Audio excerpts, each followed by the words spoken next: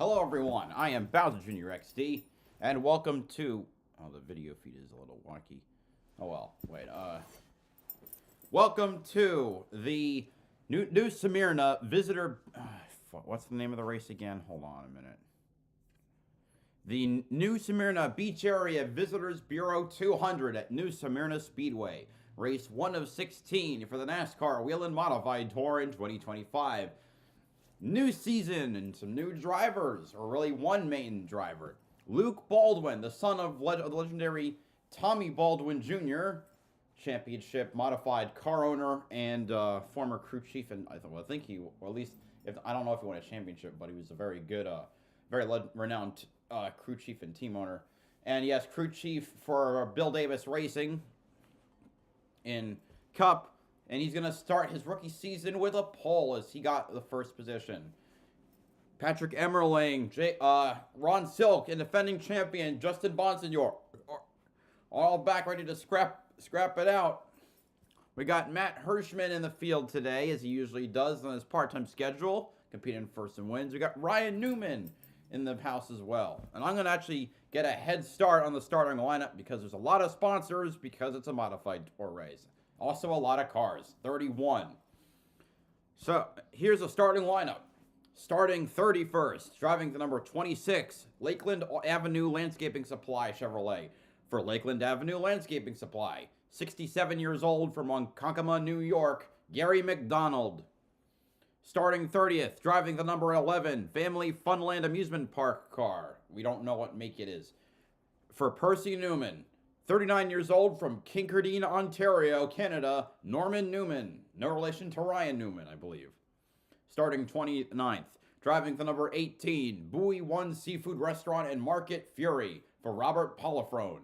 57 years old from Calverton, New York, Ken Hagee.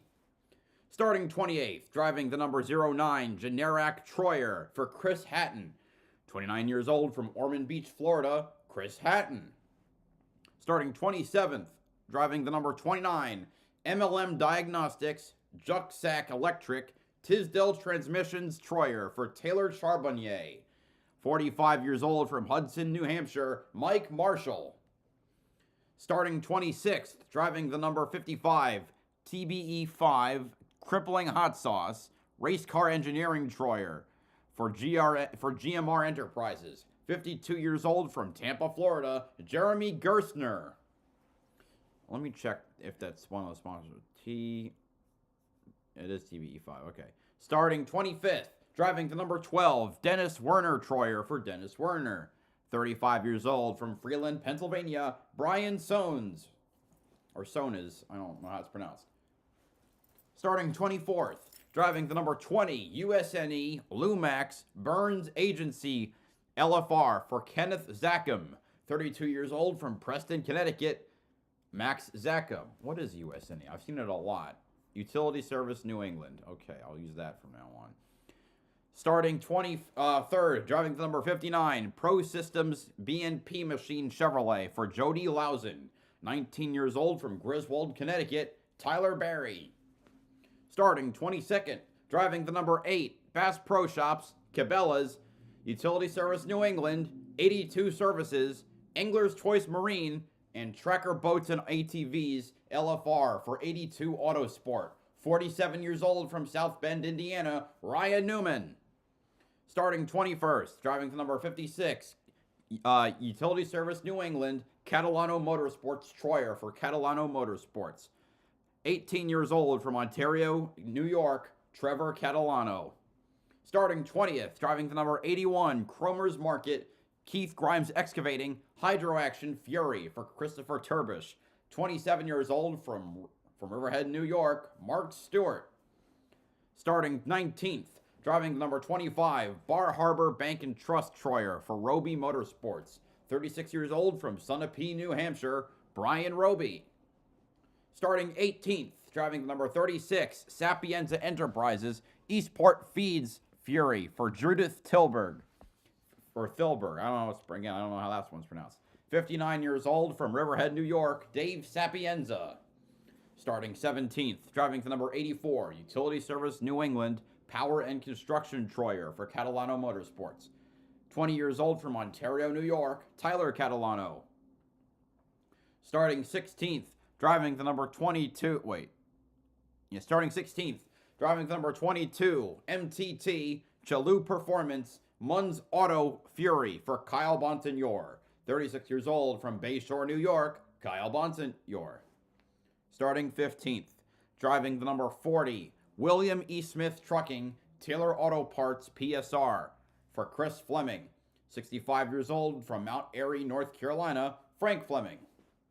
Starting 14th, driving the number 54, FX Capara, Utility Service New England, Catalano Motorsports Troyer for Catalano Motorsports. 26 years old from Ontario, New York, Tommy Catalano. Starting 13th, driving the number 14, Advantage Trucks, Washtronics, Anastasi Trucking LFR for Advantage Motorsports. 25 years old from Hamburg, New York, Jacob Lutz. Starting 12th, driving the number 3, Utility Service New England, Northeast Drilling Bowler for Bowler's Racing Equipment. 28 years old from Owego, New York, Tyler Ripkema. And starting 11th, driving the number 16, Blue Mountain Machine, Future Homes Fury for Hate Yanone Racing. 41 years old from Norwalk, Connecticut, Ron Silk.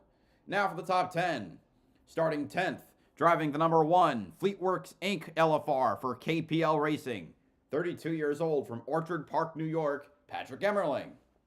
Starting 9th, driving the number 44, SS Paving, Harshaw Paving LFR for Lonnie Tinio. 27 years old from Roxbury, Connecticut, Chase Dowling.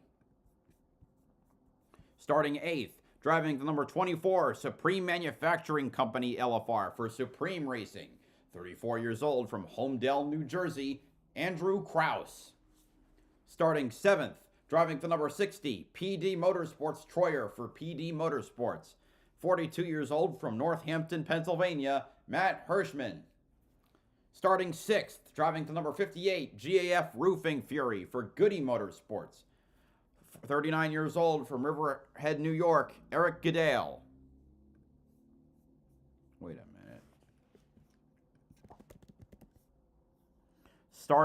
Let's call it Goody Racing, Starting 5th, driving the number 46, Riverhead Building Supply Fury for Goody Racing. 30 years old from Miller Place, New York, Craig Lutz. Starting 4th, driving the number 51, Phoenix Communications Inc. Fury for Kenneth Massa Motorsports. 37 years old from Holtzville, New York, Justin Bonsignor. Starting 3rd, driving to number 21, Wennick Construction, Karchner, Franzosa Trucking Troyer for Wennick Motorsports. 26 years old from Newtown, Connecticut, Stephen Kopsick. Starting 2nd, driving to number 64, G&G Electrical Supply, Dell Electric, Lumiere Electrical, AP Marquardt & Sons, Andrew James Interiors, Hughes Motors Troyer for KLM Motorsports. 21 years old from Northampton, Pennsylvania, Austin Beers.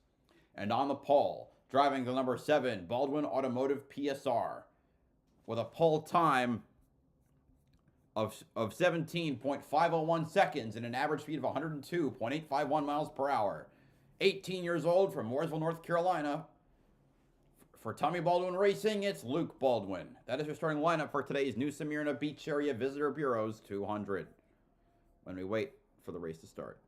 He won in 2022. Ladies and gentlemen, he will start position number 7. The PD Motorsports number 60 is Matt Hirschman. Outside row number 3 out of Riverhead, New York, car number 58. All right, looks like I jumped the gun a bit.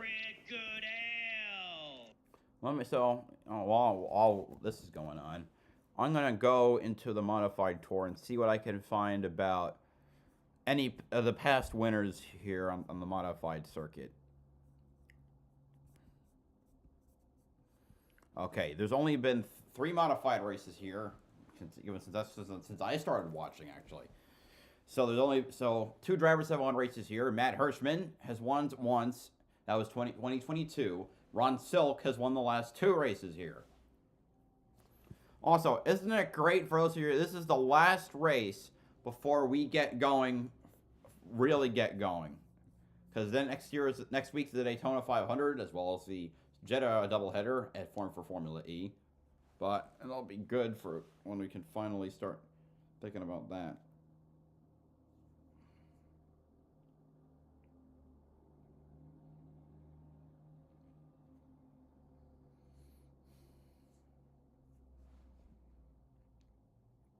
You know, my area's going to get hit with a big snowstorm.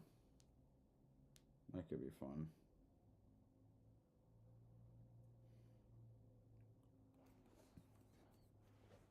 Technically, I should just say Baldwin's car is written as the 7 New York.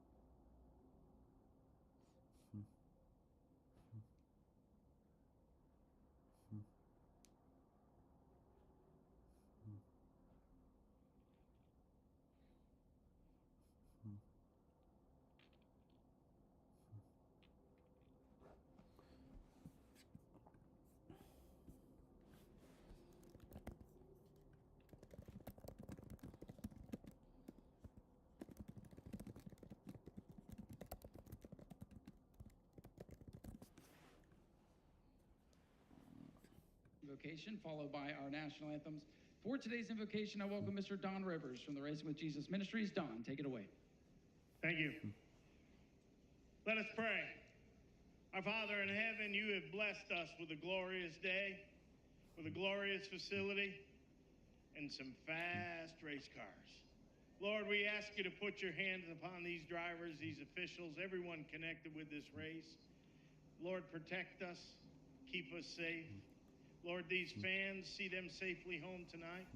Lord, we ask that your presence would be here in a special way, and that we would compete and we would respond and treat each other in a way that would honor you. And Lord, we're thankful for what you've provided for us, and we give you that thanks and praise in the precious name of Jesus. Amen. And folks, if you'll please remain standing, we're going to honor those with the playing of our Canadian National Anthem. If anybody would like to sing the Canadian National Anthem the rest of the week, please let us know. For now, we're going to do our best and play it on the phone to honor our Canadian drivers in competition.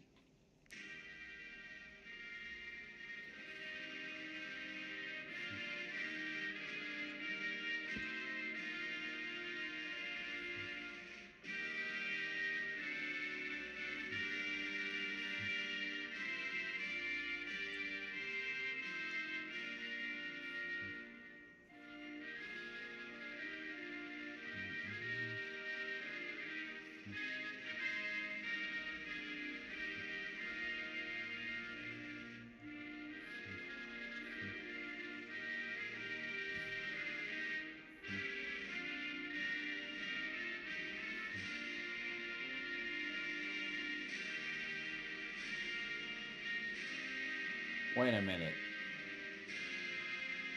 Why is O Canada playing?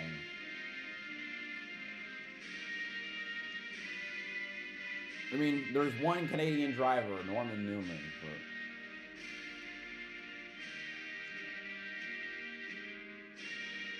I don't mind. Canadian pride has been way up in the last few weeks. Among Canadians, at least. I wouldn't say that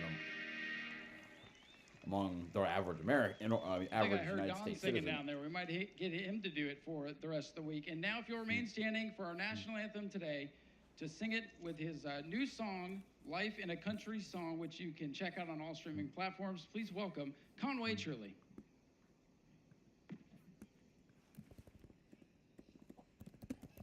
Oh, say, can you see by the dawn's early light what so proudly we hailed at the twilight's last gleaming, whose broad stripes and bright stars through the perilous fight o'er the ramparts we watched were so gallantly streaming, and the rocket's red glare, the bombs bursting in air, gave proof through the night that our flag was still there. Oh, say, does that star-spangled banner yet wave o'er the land of the free and the home of the brave?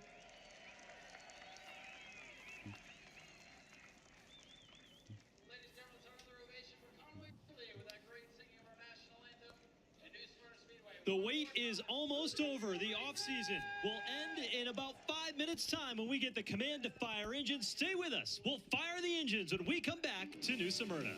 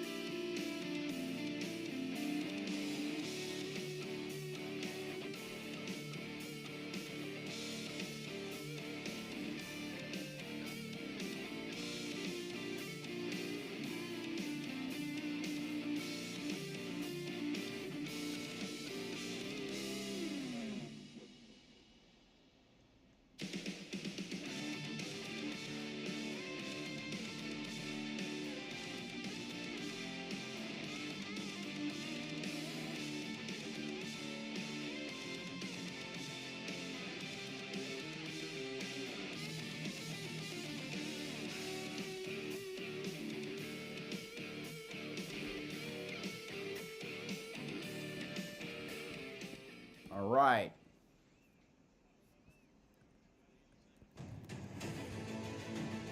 We couldn't do it without Whelen. I don't believe we've ever taken a product off that was broken. It was we put the car out of service. Oh. What price do you put on a life? We don't want to run the risk of causing loss of life through our response. Whelen sells peace of mind. Their goal is to get home each and every evening. And if we play a small part in ensuring they get home safe each day, it's extremely gratifying.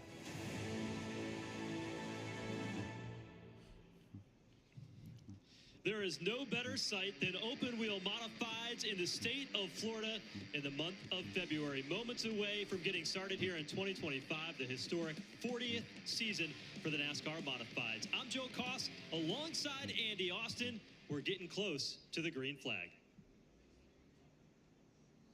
Full house tonight, and look at that, people in shorts, probably for the first time since September or even October.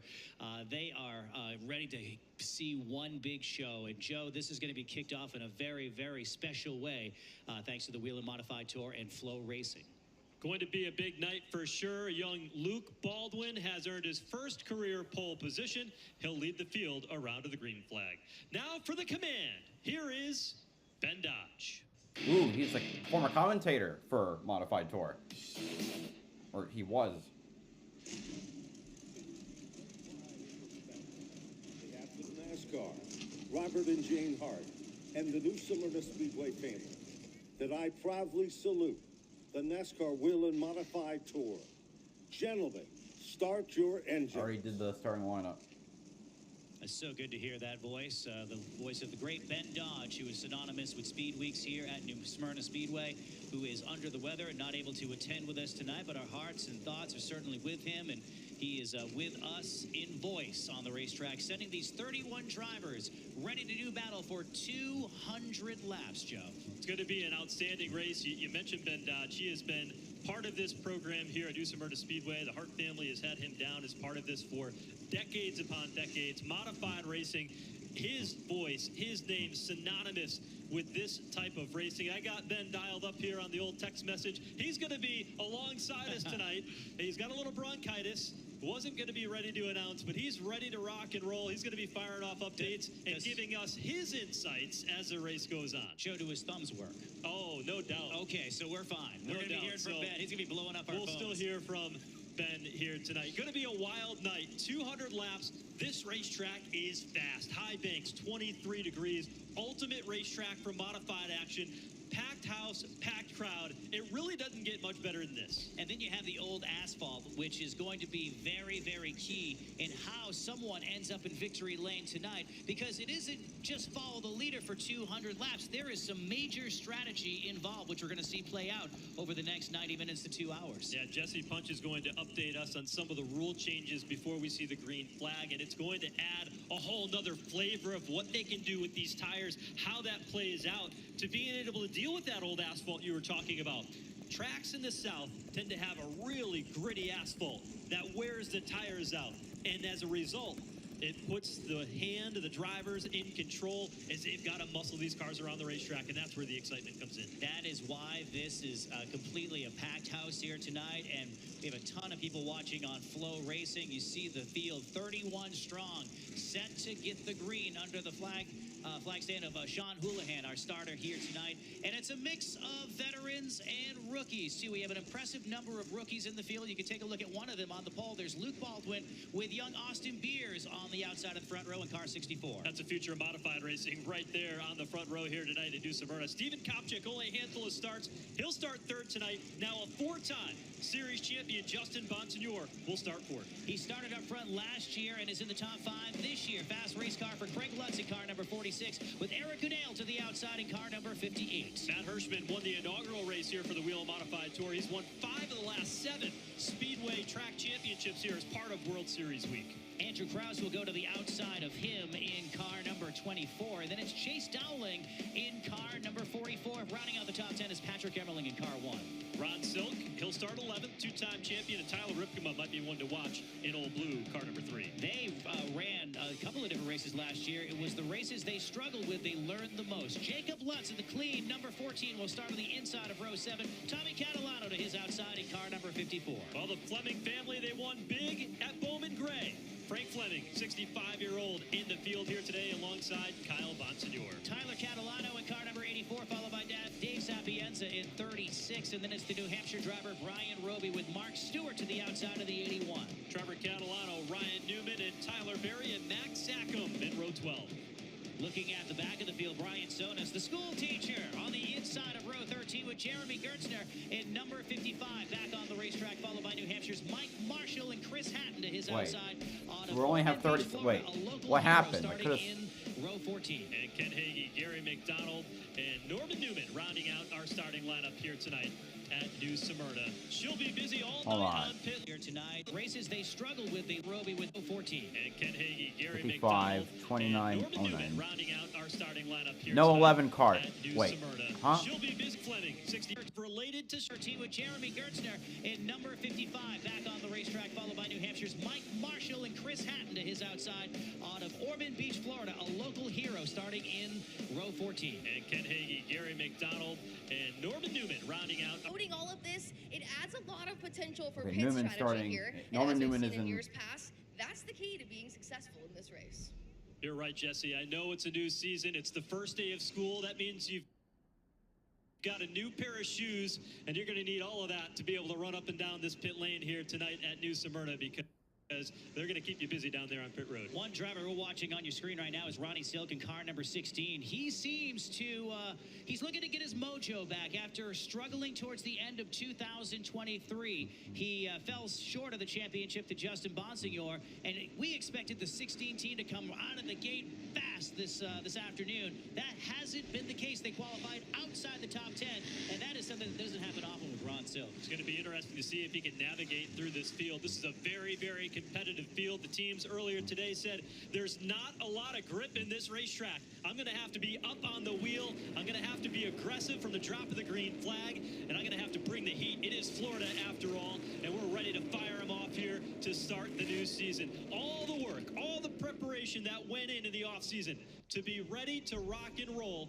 It comes down to the opportunity to race here in front of a packed grandstand here at New Smyrna, and one of the most iconic weeks, not only in short track racing, but in NASCAR racing in general, as part of Speed Weeks here in the state of Florida. Lights stay on the pace truck in turn number 3. Many of you watching with snow either in the forecast or already starting to fall. Don't you just love racing where you can watch it on flow, and we are under 65, 70 degree temperatures, and there are people in shorts while you're at home waiting to shovel yourself out tomorrow morning or tomorrow afternoon. Maybe you have to do 2 rounds of it. Right now we have 200 rounds of roundy rounds with the NASCAR Whelen Modified Tour kicking off season number 40. Whelen Engineering lights go out. $412,000 point fund for the modifieds this year. $82,000 to the champion. Nearly $16,000 on the line here tonight for the race winner at New Smyrna. And it's all about the win here today as they get ready to roll. The young 18-year-old Luke Baldwin in the family 7 New York. Which wasn't like stuttering. New York has been just part of the history of the family. Third-generation racer in Austin Beers, 2 young It'll be guns. 200 laps around the half-mile New Smyrna Speedway. Here we go. We're green at New Smyrna. 40 years of touring. Baldwin already clear for the lead. Austin Beers in second behind. Inside lane is fading a bit. You see Justin Bonsignor almost clear for third, and now he's clear. And now my screen is stuttering again.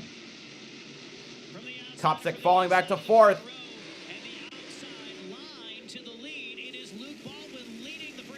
Fourth place now, Craig Lutz. Closing up in 2 with Bonsignor advancing to third. Drop kicking Craig, actually Craig Lutz moves up to fourth. And one driver losing time on the outside, that's Eric Goodale at the back of your screen. Goodale battling Kopsik for fifth. One of Stephen Kopsik who's in this car.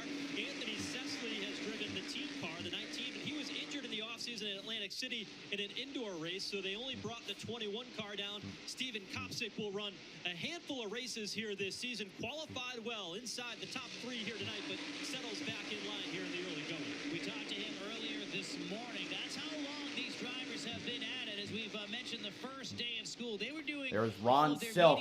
He's battling Kyle Bonsignor. Silk was second in points last year, was the champion in 23, looking to work his way to the front. There's a look at the 44 car of Chase Dowling. Dowling will be in this car in 2025, and that car is going to be one to watch. They worked a lot on race pace, speed, and ooh, a little bump there from Monsignors. We have a caution. The 51 car, but the caution flag is out. First time of the night here tonight. For who? One driver 55. car number 55. That is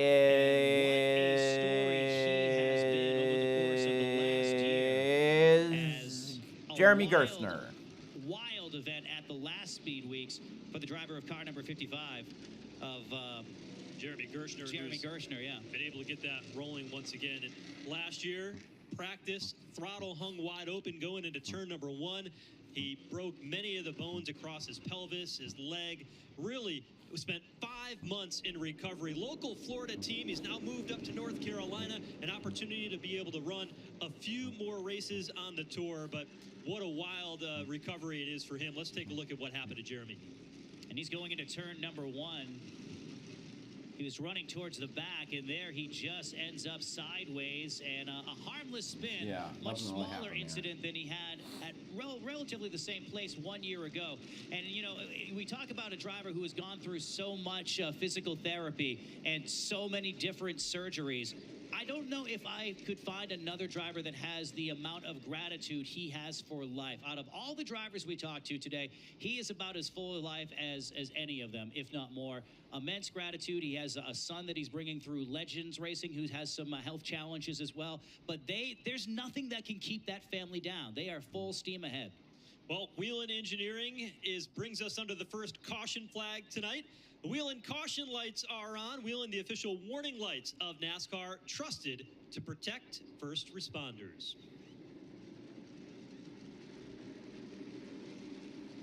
There you have a great shot into turn number 1. Again, 7 quick laps into this one. Luke Baldwin has had this field in hand. Austin Beers quickly gave a quick chase, and then had the caution flag not come out, I'm not sure what Justin Bonsignor would have been able to do. Because he was getting ready to do battle on the inside going into turn number 2. Watch the 51 come alive on the restart in just a moment. Well, we're joined now by a gentleman who knows a thing or two about modified racing, and he was racing at Bowman Gray Stadium last weekend twice, the NASCAR Cup Series, and it is modified, the 2013 Wheel Modified Tour Champion. Joins us, Ryan Priest. Welcome to the booth. Hey. I know it's certainly different being up here watching one of these races, but man, what a great crowd right here for the modifieds, right? And just goes to show you there's a lot of modifieds, mainly fans out there.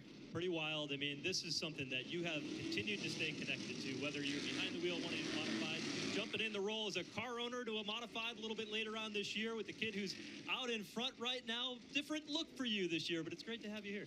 Yeah, you know, not being up in the Northeast and not racing modifieds as much, you know, my father and I both have a huge passion for modified. So Luke's obviously doing a great job.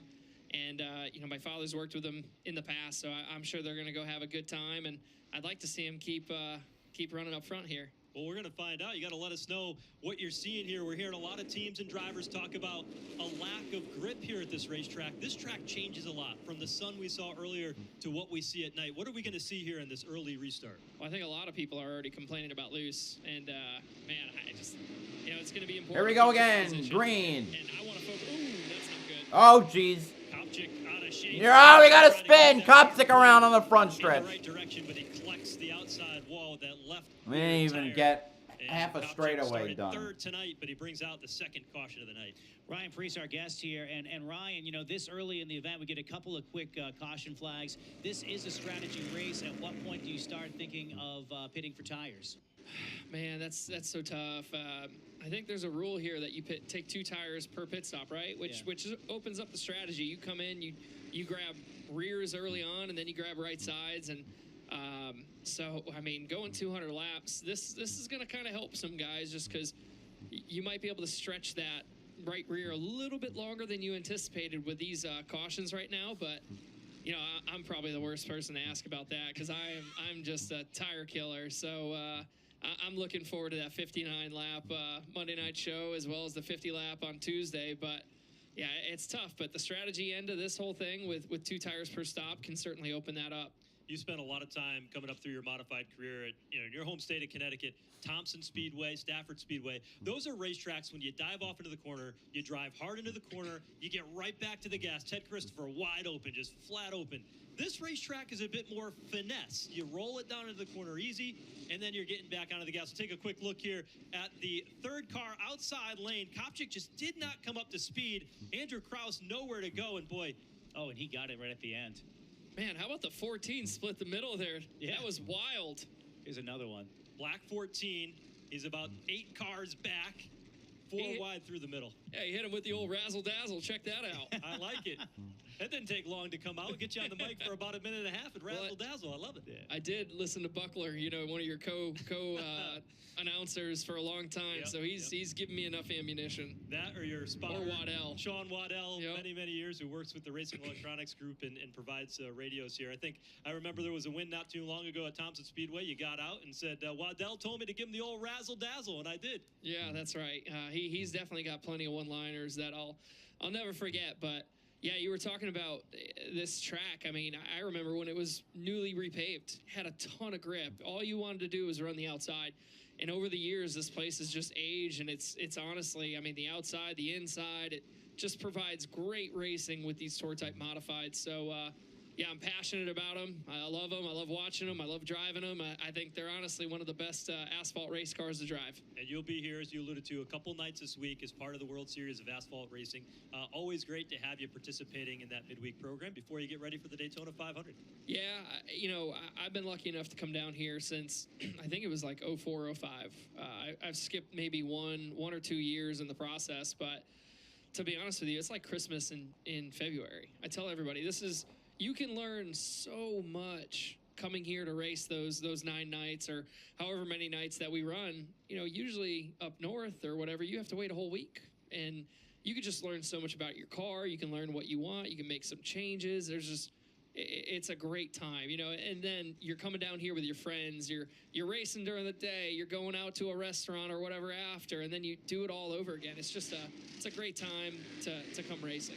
And a great opportunity for you. I mean, you have worked hard from the start Going of your green modified next time career by. to now the Cup Series. How many laps are 6 done? season Oh, there, great 14. opportunity Okay. with RFK, and you showed a lot of strength last weekend at Bowman Gray. And you come into a Daytona 500 where Chris Bush, your teammate, has won at Daytona before. Brad Keselowski, one of the best drafters, and I've seen you run pretty well at Daytona before also.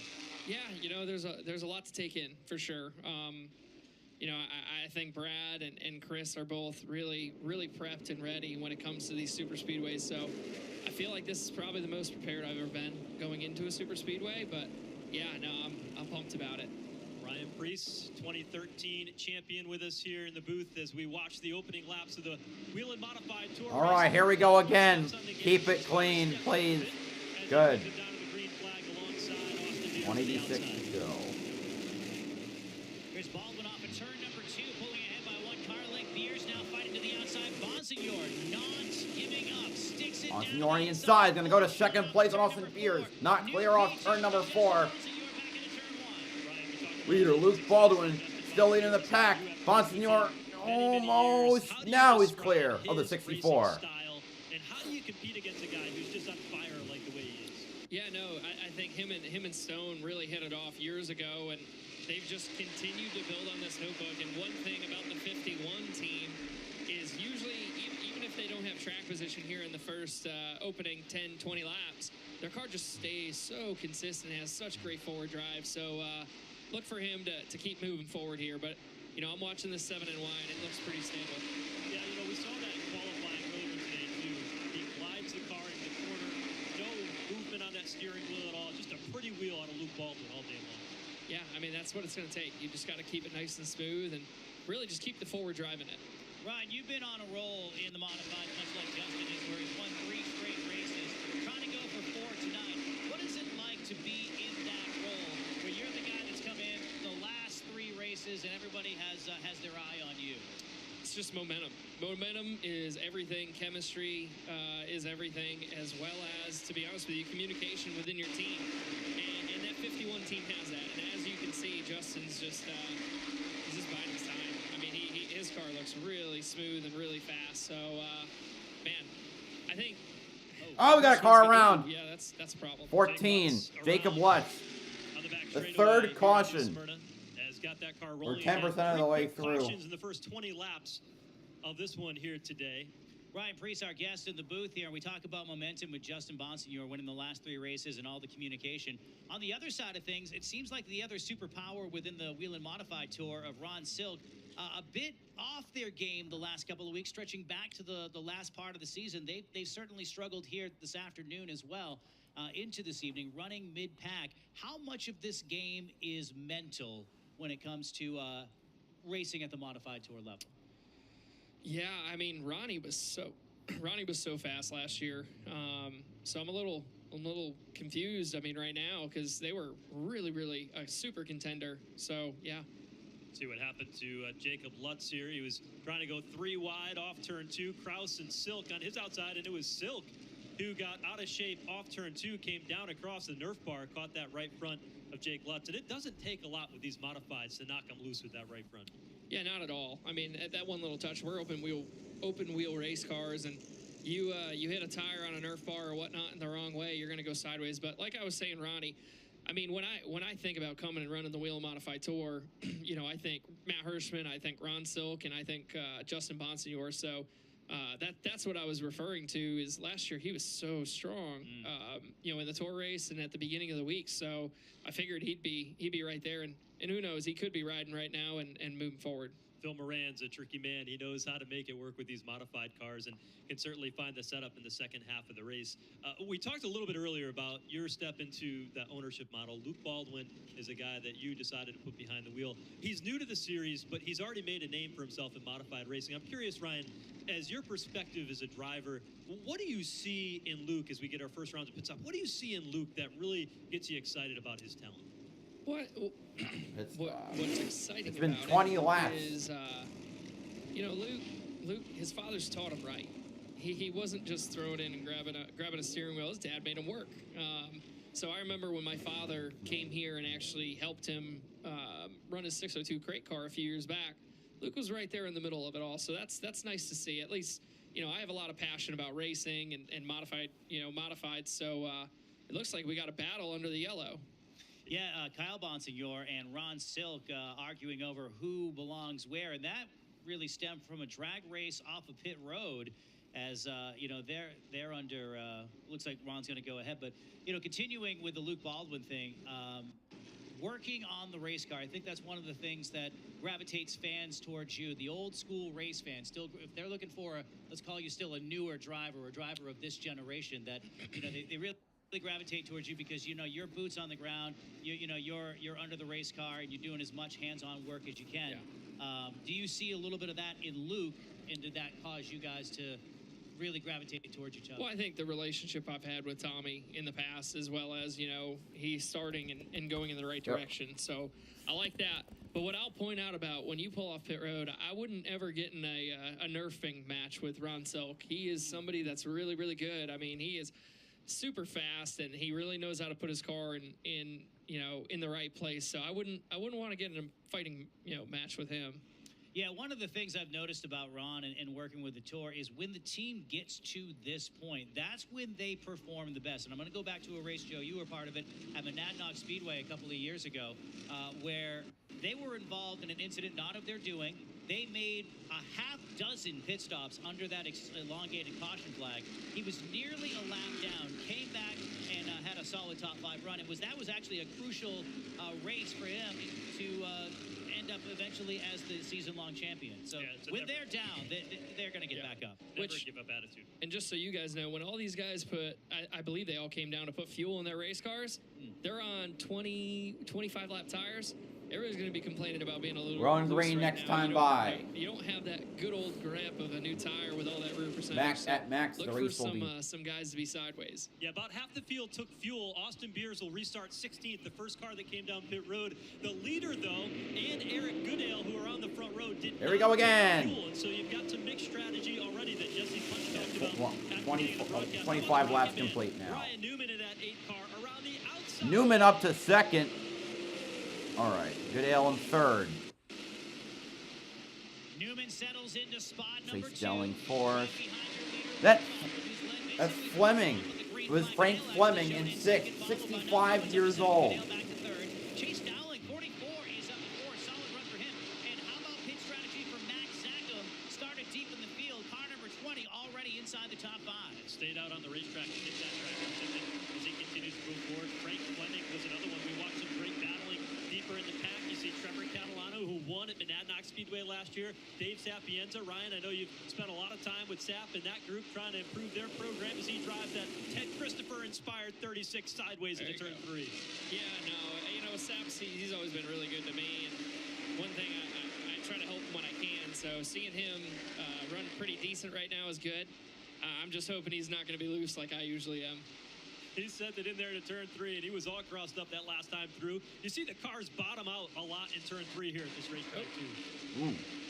14 was really wide there. Oh, it's a 0. Steve, there's a big, Caution. big trouble on the front straightaway. Caution flag. Ooh, Ryan Newman. No, sorry, 81. That's Mark Stewart. Right behind him. I'm sorry, guys. I'm terrible to watch a race with. This is good, actually. Ryan, you don't see it off camera, but Ryan's pointing the action over turn 2. Oh, there's another car. Ryan, Jacob Lutz again. You're just as much a fan as a participant of this stuff.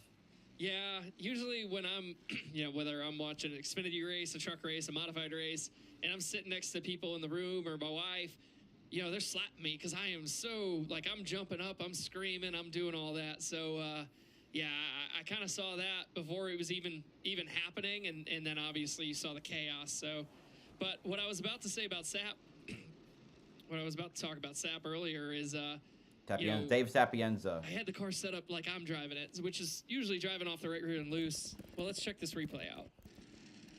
There's a couple things happening. Chris Hatton got up and out of the groove. Tyler Berry got into him, and then Mark Stewart, who's used to racing at Riverhead Raceway, you've won a bunch of races there, got collected by Jacob Lutz a bit deeper in the field. Lots of action unfolding here in the opening 30 laps at New Smyrna. We're just getting started with the Whelen Modified Tour season.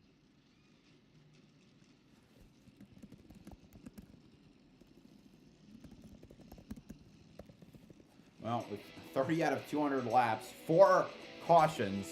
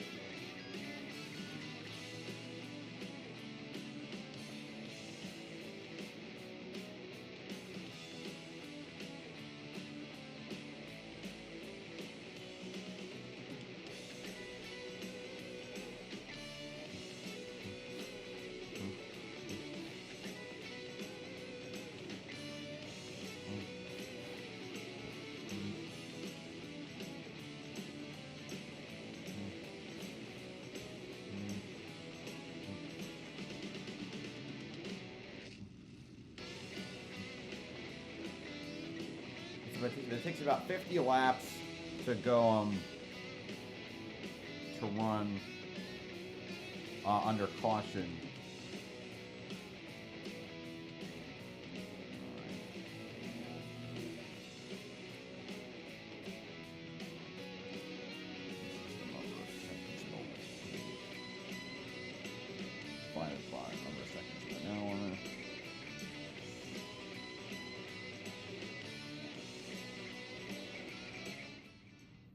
I just hope they can get some green flags going. Been a lot of caution thus far. We're now 1/6 of the way through the race.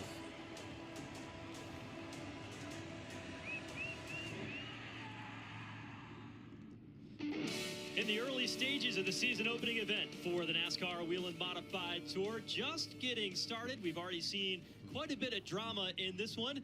And we're joined by a NASCAR Cup Series driver for RFK Racing, and more importantly, the 2013 Whelen Modified Tour champion, Ryan Preece. And Dave Sapienza, we started before that caution and the incident on track to talk about Dave Sapienza. You guys have had a good relationship for many, many years. Oh, yeah, he's been We're just not a great going guy. back to green All yet. of us that race against him, we just love him. He's funny.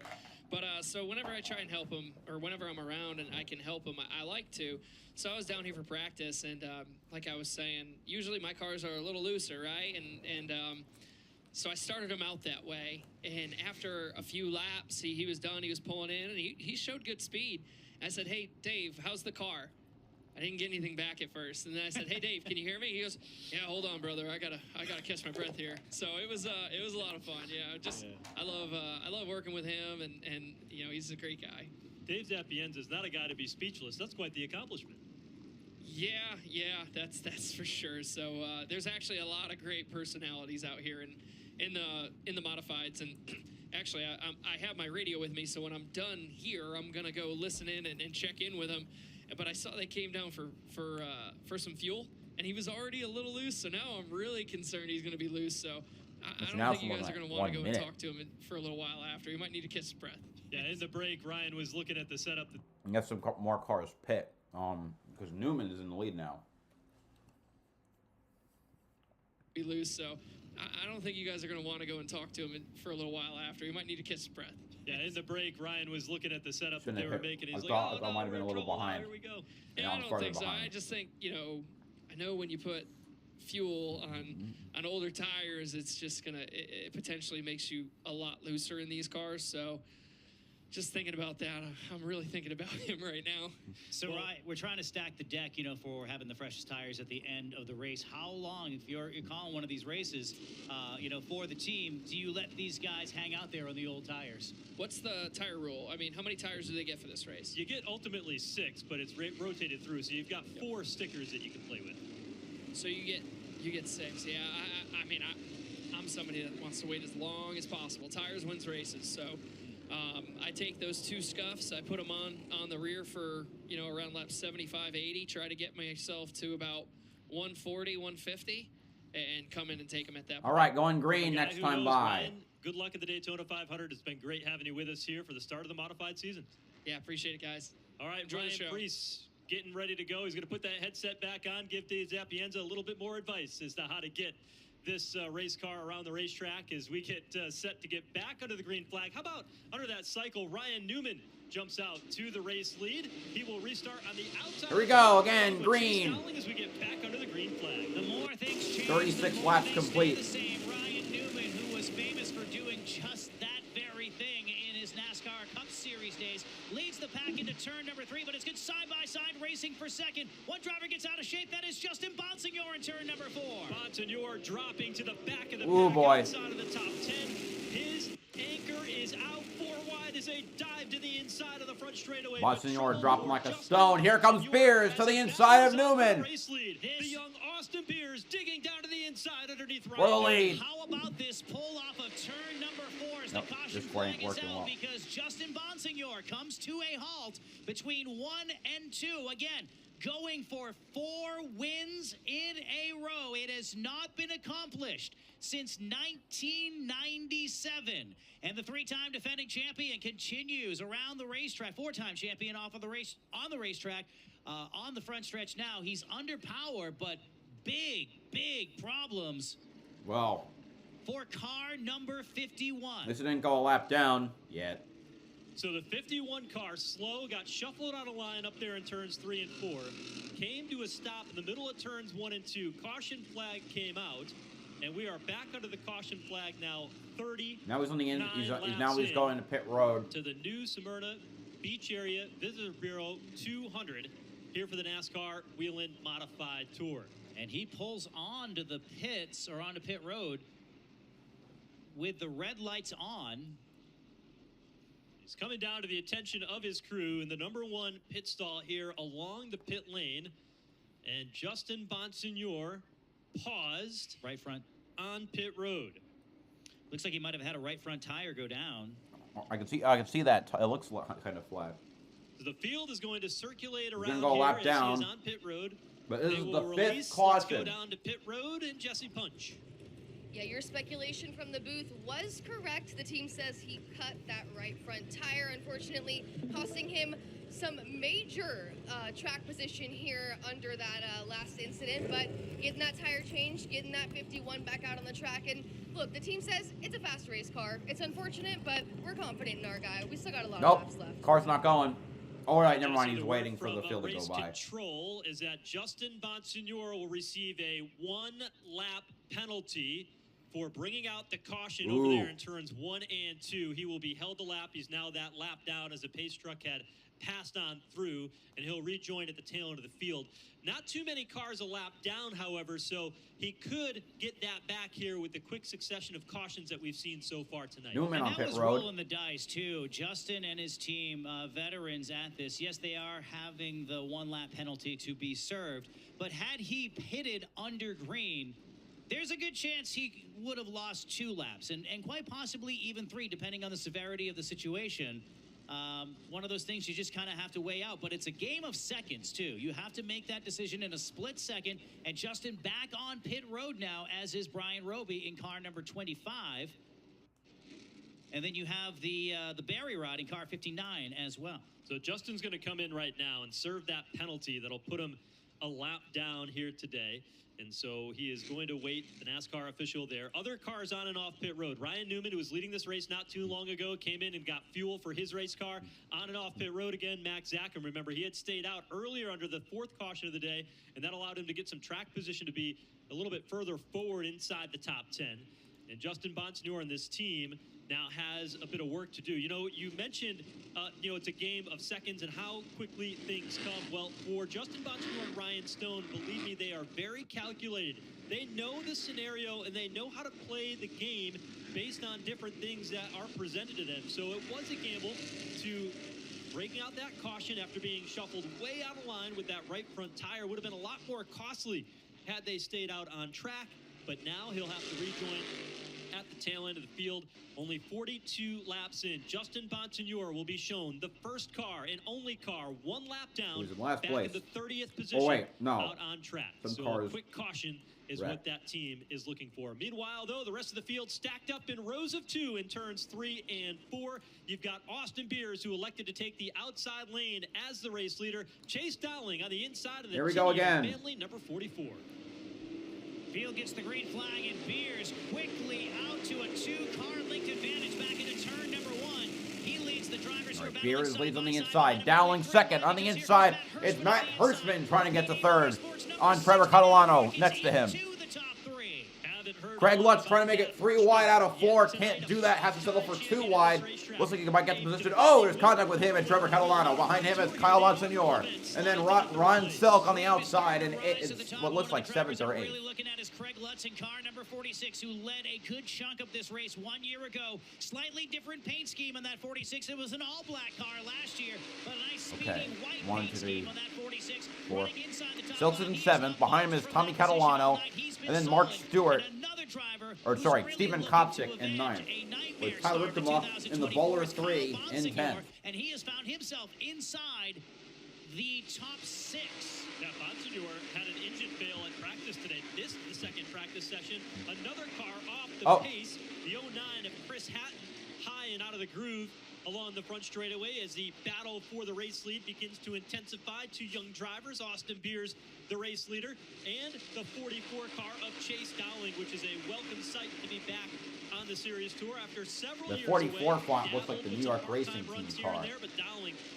Car that I might see at Daytona if it qualifies for the race, because I won't be there for the duels. Car on pit road is 09. With their amazing point fund, and even just race by race, this race, the winner taking away close to $16,000, $2,000 for the final finisher of the afternoon, or excuse me, of the evening. So it's not just a big number for the winner. They're taking care of the entire field, which is crucial to the health of a series like the Whelen Modified Tour. And Whelen definitely in their 25th year of sponsorship, title sponsorship of this division, have really stepped forward to a bridge to the future in this. The Catalano brothers dueling for position. The 54, Tommy Catalano, the All older right. brother to Well, next time Trevor, by, who's sitting no, over now behind 50 him. laps Here are comes complete. Steven We are a quarter of the way through. On the move, diving to the inside in turn 2. You know, it's funny, I was talking to the Catalano brothers this afternoon, and, you know, of course, they had written down their favorite food, which you may or may not have seen on the screen so far here tonight throughout the different behind-the-scenes stuff that we've shown. And, of course, each of their Catalanos, of course, they're going to say they love pizza. So I had to ask, pineapple on pizza? One of them said yes to pineapple on pizza. Can you guess which one? I would say Tyler. Nope, Tommy. Tommy was pineapple on pizza, and Trevor wanted to throw him out of the house. You know, the reason why I said that is Luke Baldwin next to Patrick Emmerling, both trying to work their way to the field after some pit stops. Where Tyler's kind of like Tyler up by Tyler Catalano. They've got Eric Goodell behind them as well. So you want to put pineapple on my pizza? That's okay. Just throw it right on. That's what I was thinking. Okay, so Tyler's off from Maine. Sorry, that was the Maine in me coming out. That was, yes, we heard Maine, no doubt about 11th it. and 12th. And Goodell will go to 13th once he Tyler gets in around the 84. Backpedal a little bit. Now, Luke Baldwin, who led the opening stint of this race in that 70 York, trying to carve his way through traffic. He's right now back in the 12th Austin spot. Beers still holding on to the lead. So they got their fuel a little bit later, and now they're trying to rally back up through. You know, don't look now, but Ronnie Silk has peeled his way into the upper echelon, or excuse me, the middle part of the top 10. I was going to say he was not that far ahead of where he was, but a couple laps ago. Going for 5th now on Kyle Bonsignor. Outside of the top 10, throws it hard into turn number 3, 2x2 with Kyle Bonsignor, and now Ronnie Silk advances Still to into 5th. top 5. The team was down, but don't count them out. He's finding his mojo, and it's back in turn number 1, advantage Silk. Here's Tommy Catalano to the inside of Kyle Bonsignor for 6th place, and they're trying to get around the lap. Gary McDonald in the 26 Chevrolet. They're around him.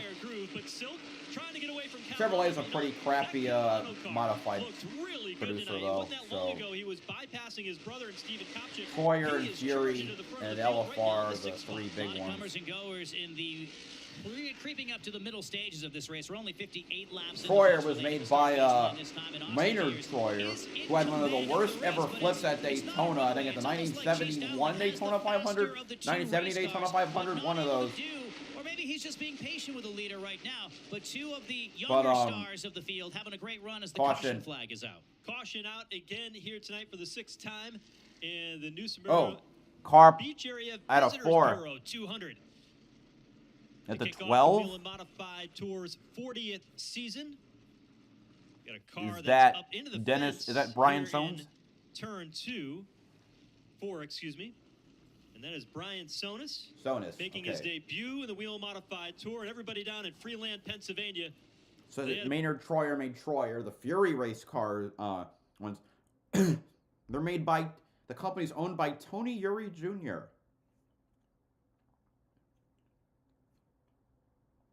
And then there's LFR. I don't know who owns LFR.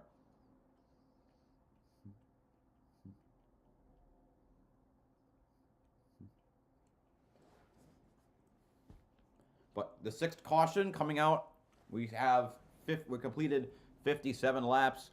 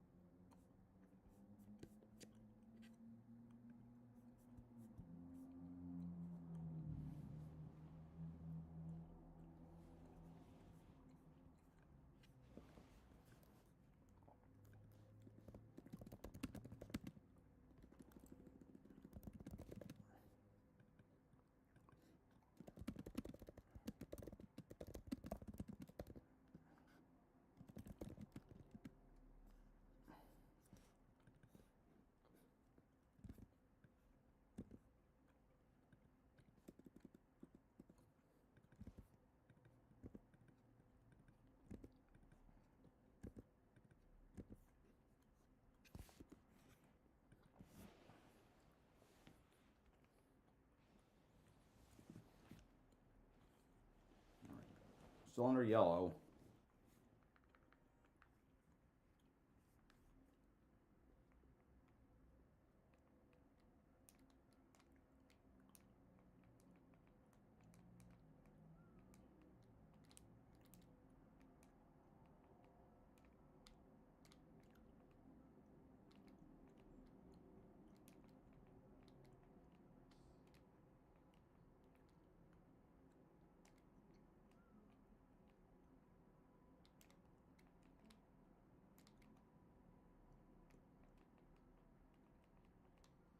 We're going green next time by.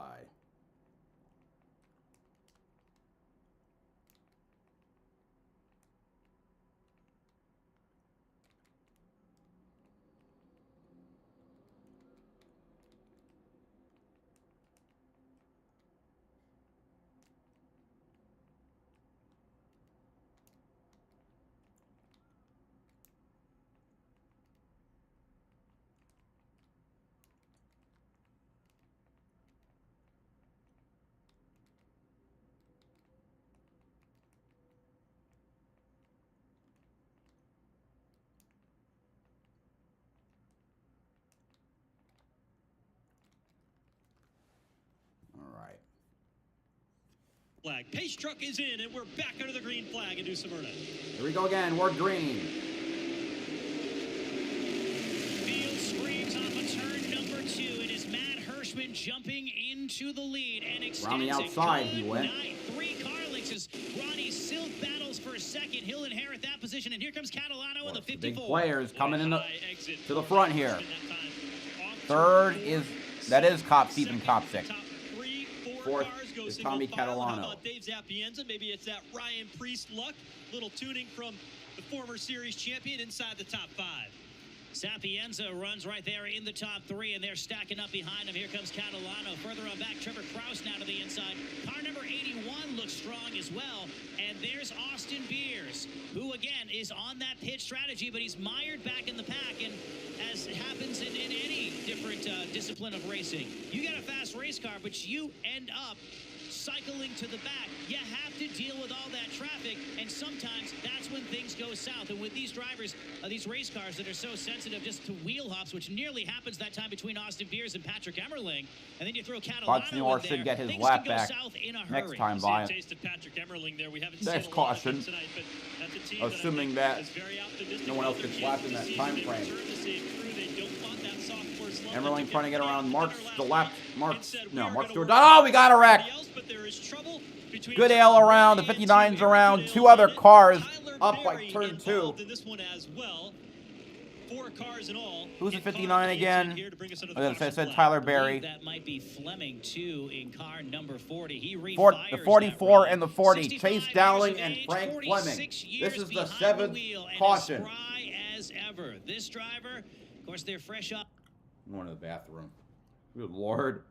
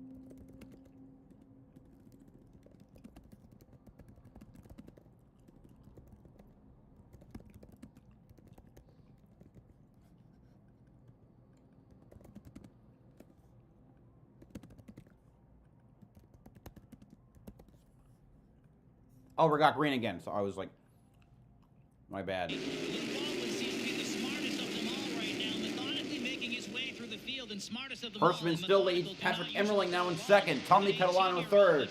Tyler in fourth. Luke Baldwin up to fifth, trying to get the move on Tyler Catalano. Sixth place, Austin Beers. Seventh place, Craig Lutz. And it looks like top 7 What a great run are in the row. for him in that 84 car. Well, second through seventh are. His older brother looks in the rearview mirror, gets a little bit of help getting down into turn 3 from Luke Baldwin. I can't help but watch Craig Lutz continue just to be as solid as possible, and I think that's what that team needs. They had flashes of brilliance last year, including in this race where they led a ton of laps, and there are a few opportunities last year for Craig Lutz to get to victory lane where they led a lot, just could not put an entire race together. This is exactly what that team needs. Not necessarily to be flashing up there and leading 70 laps or so, but just to put together consistent runs in the top 5, and that's what they're doing. Meanwhile, they find themselves Monsignor trying to work through the field. 16 and 51. Both have had trouble in our opening race for 2025. Let's see where they are on the leaderboard, because obviously the leaderboard that you'll see is ahead of me. As far back as 30th, one lap down. 11th and 12th right now. Luke Baldwin has sent it in 3. Can he get at least side by side with the 84 of Tyler Catalano? Yes, he will. Can he pull ahead in turns 1 and 2? Nope, not yet. Yes, he will. Oh, he bumps Tyler Catalano. And Austin Beers trying to capitalize on that. 8th and 9th place have caught up to 6th, 7th. Craig Lutz and Trevor Catalano. Lutz are now 40% of the way through. Sparking off of it when he goes down into the corner on both ends. He's really driving the wheels off it, and that's not usually good here at New Smyrna, because this is a track you got to float it down into the corner. Easy on the brake. Tells you that Baldwin's really up on the wheel here.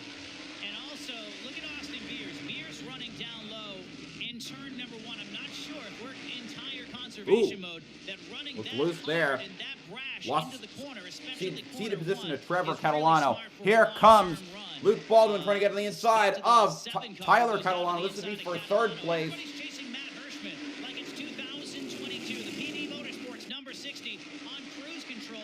Talk about a driver who's He able gets to it. conserve. The young Luke Baldwin, the youngest driver in the field.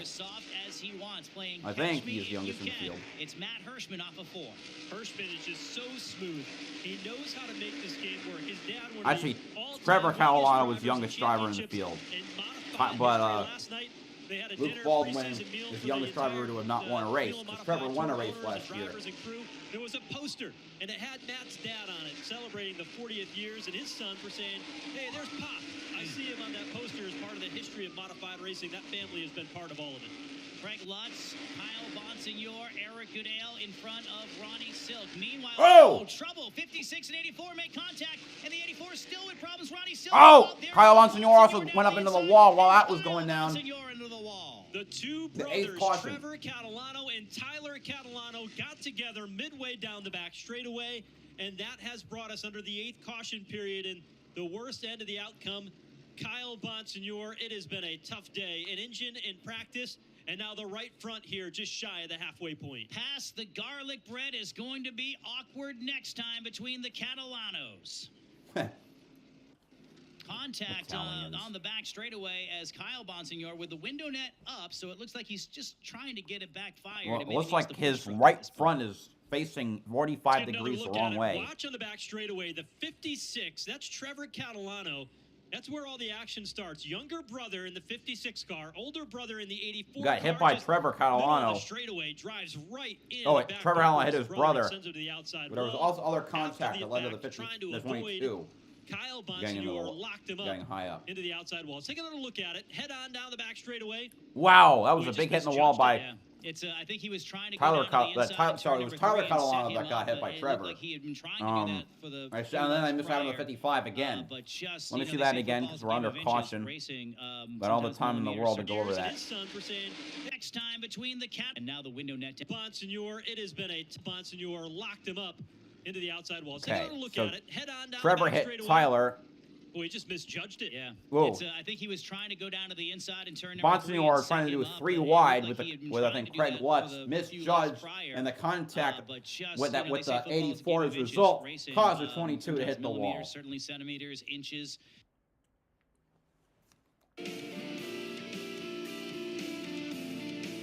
We're under caution. Each caution lap is about a minute. So.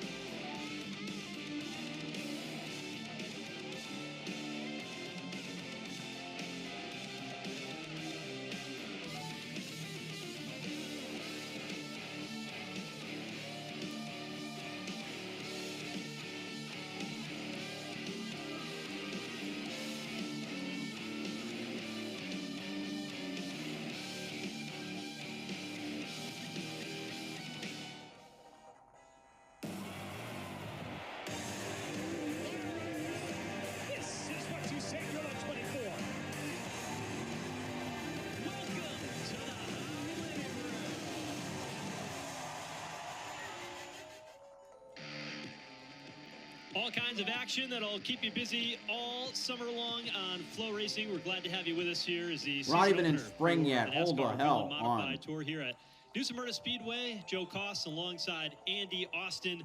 Jesse Punch covering the action down on pit road, and our remote consultant today, Ben Dodge, firing all kinds of feedback with us. Is Ben under the weather today? He'll be back with us for the race in his home state of Thompson, Connecticut. Let me reload the leaderboard. It's a little. Now, take a look at that 56 car there of Trevor Catalano. Got into his brother there under that green flag midway down the back straightaway. Wrong. Talking about no passing the garlic. Going green next time by. The, Christmas or the holiday break at dinner. These guys actually do have different shops, and it's because Tyler is kind of the messy brother. We were talking about the hair's all crazy, right? Kind of kid. But these guys do have different shops, so at least they'll have a little distance between each other, but it might be a long ride home back to New York State. I can guess that, and quite a messy one if they're riding home tomorrow, for sure, with the storm moving in. Patrick Emmerling from the inside of the front row with Matt Hirschman to his outside, and then... Here we go again, we're green. 92 laps, make that 93 laps on the grid now. Emmerling trying to make it all right to the inside of Matt Hirschman, but Hirschman already clear. Third now is Trevor Catalano. Luke Baldwin diving to the inside.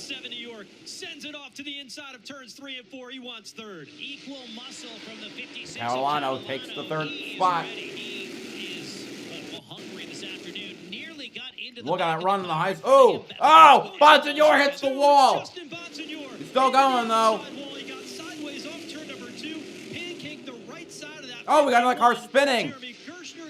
Jeremy Gerstner around for the 9th caution of the night. After the fact, but a pretty hard hit for the 51 of Justin Bonsignor. This is taking way longer than I expected it to. With New Smyrna, if there is an Achilles heel for the number 51, who is going for, I would say, not an unprecedented 4th straight win, but it has not happened in this century. The last driver to do it was the great Mike Stefanik in 1997. There have been many drivers who have won 3 races in a row, including Bonsignor himself, including our guest Ryan Preece here tonight.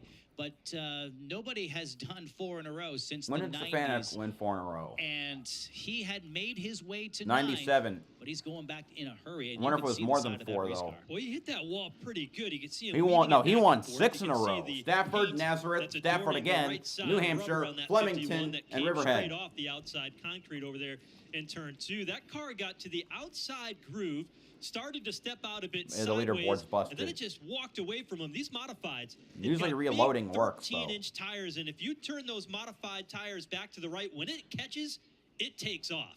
And Justin Bonsignor is certainly aware of that. Let's take another look at exactly what happened. Watch the 51 here coming off the corner, how the car just steps out of line as he comes up off turn number 2.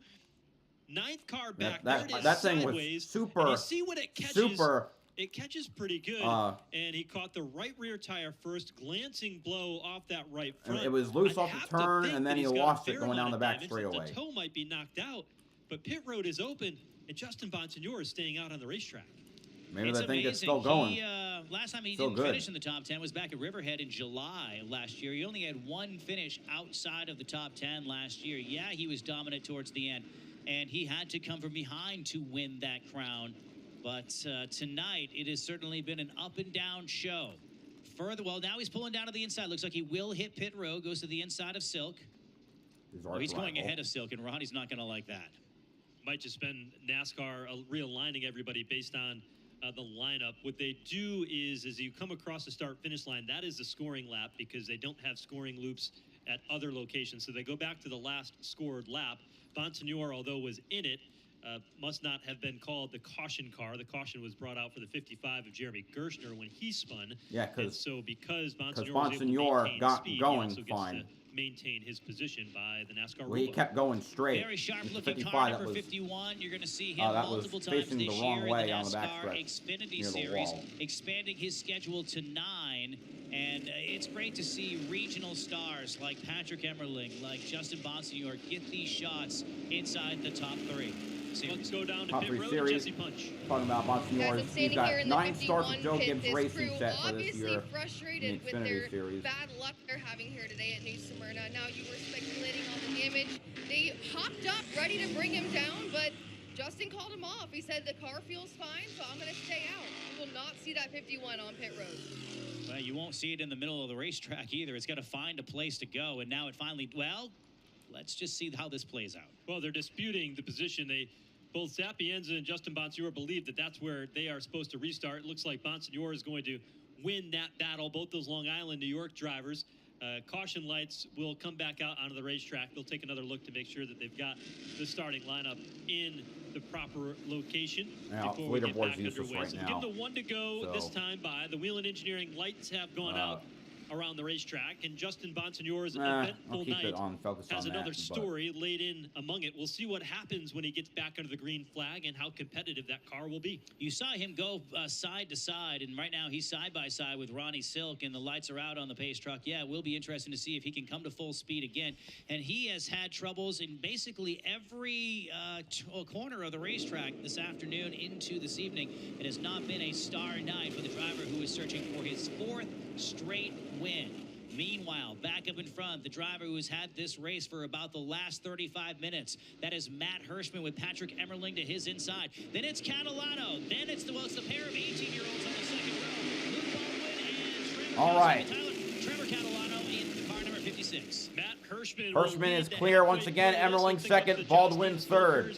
Halfway leader award presented by Josh Deans, and he will go How's the 51 doing? He's saying he's up to speed. At the end of the 2025 Wow. campaign. Hirschman out in front to battle. Luke Baldwin. Patrick Emmerling is raging on off turn number 2. Baldwin with a good run, trying to couldn't capitalize it on it just yet. Craig Lutz up to 4th. Veteran move from the 18-year-old. He knew that he could make the move on Emmerling, but still, we have just Also, we're past halfway now. There's going to be plenty of time to do that.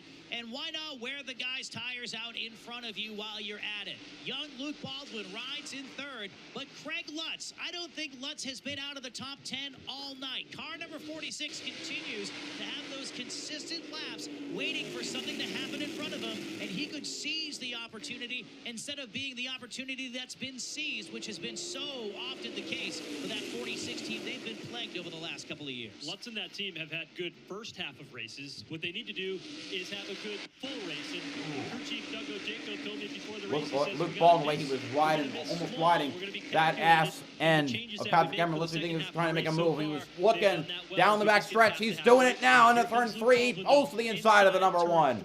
Looking inside of Emerling. Can't get it done though. Who had a tear last August, last July, winning 3 straight, or actually 2 of 3 races. Let's say Luke Baldwin is defending Southern Modified Smart Tour champion, the Southern Modified Series, which mostly races in the Carolinas. Their notebook is much thicker, and Emerling is proving that there is not going to be a going around the lap car of Norman Newman. 3 car links off the back bumper, but he's got Luke Baldwin right in his rear view. He and crew chief Dale Hedquist have really fired on all 8. Patrick Emerling has, and he's made a nice little charge. I think they expect here goes Baldwin trying to get to the inside again of Emerling. Side by side through the corner. Can he keep it there down the backstretch? Yes, he can. Draws to the door of Patrick Emerling. Right now, the road to this race goes through the 60. Emerling has to relent. Baldwin up to second. 7 of Luke Baldwin has been passing cars left and right, and methodically tells me that this is going to be a battle that goes right down to the wire between the 60 Car slow on the inside. The pace looks like that might be Andrew Krause in the 24. Andrew Krause, 24, they say. As we keep an eye on the 60 and the 7, maintains about 3 car lengths between the 2 of them in front of this packed house in New Smyrna. Everybody racing from the snow. Before we started the event, if you're just tuning into Flow over the second half of this event, we asked how many people were escaping the snow, how many people are on vacation. There are thousands of people in attendance here tonight, and about 60% of them were like, yeah, I gotta go home and shovel.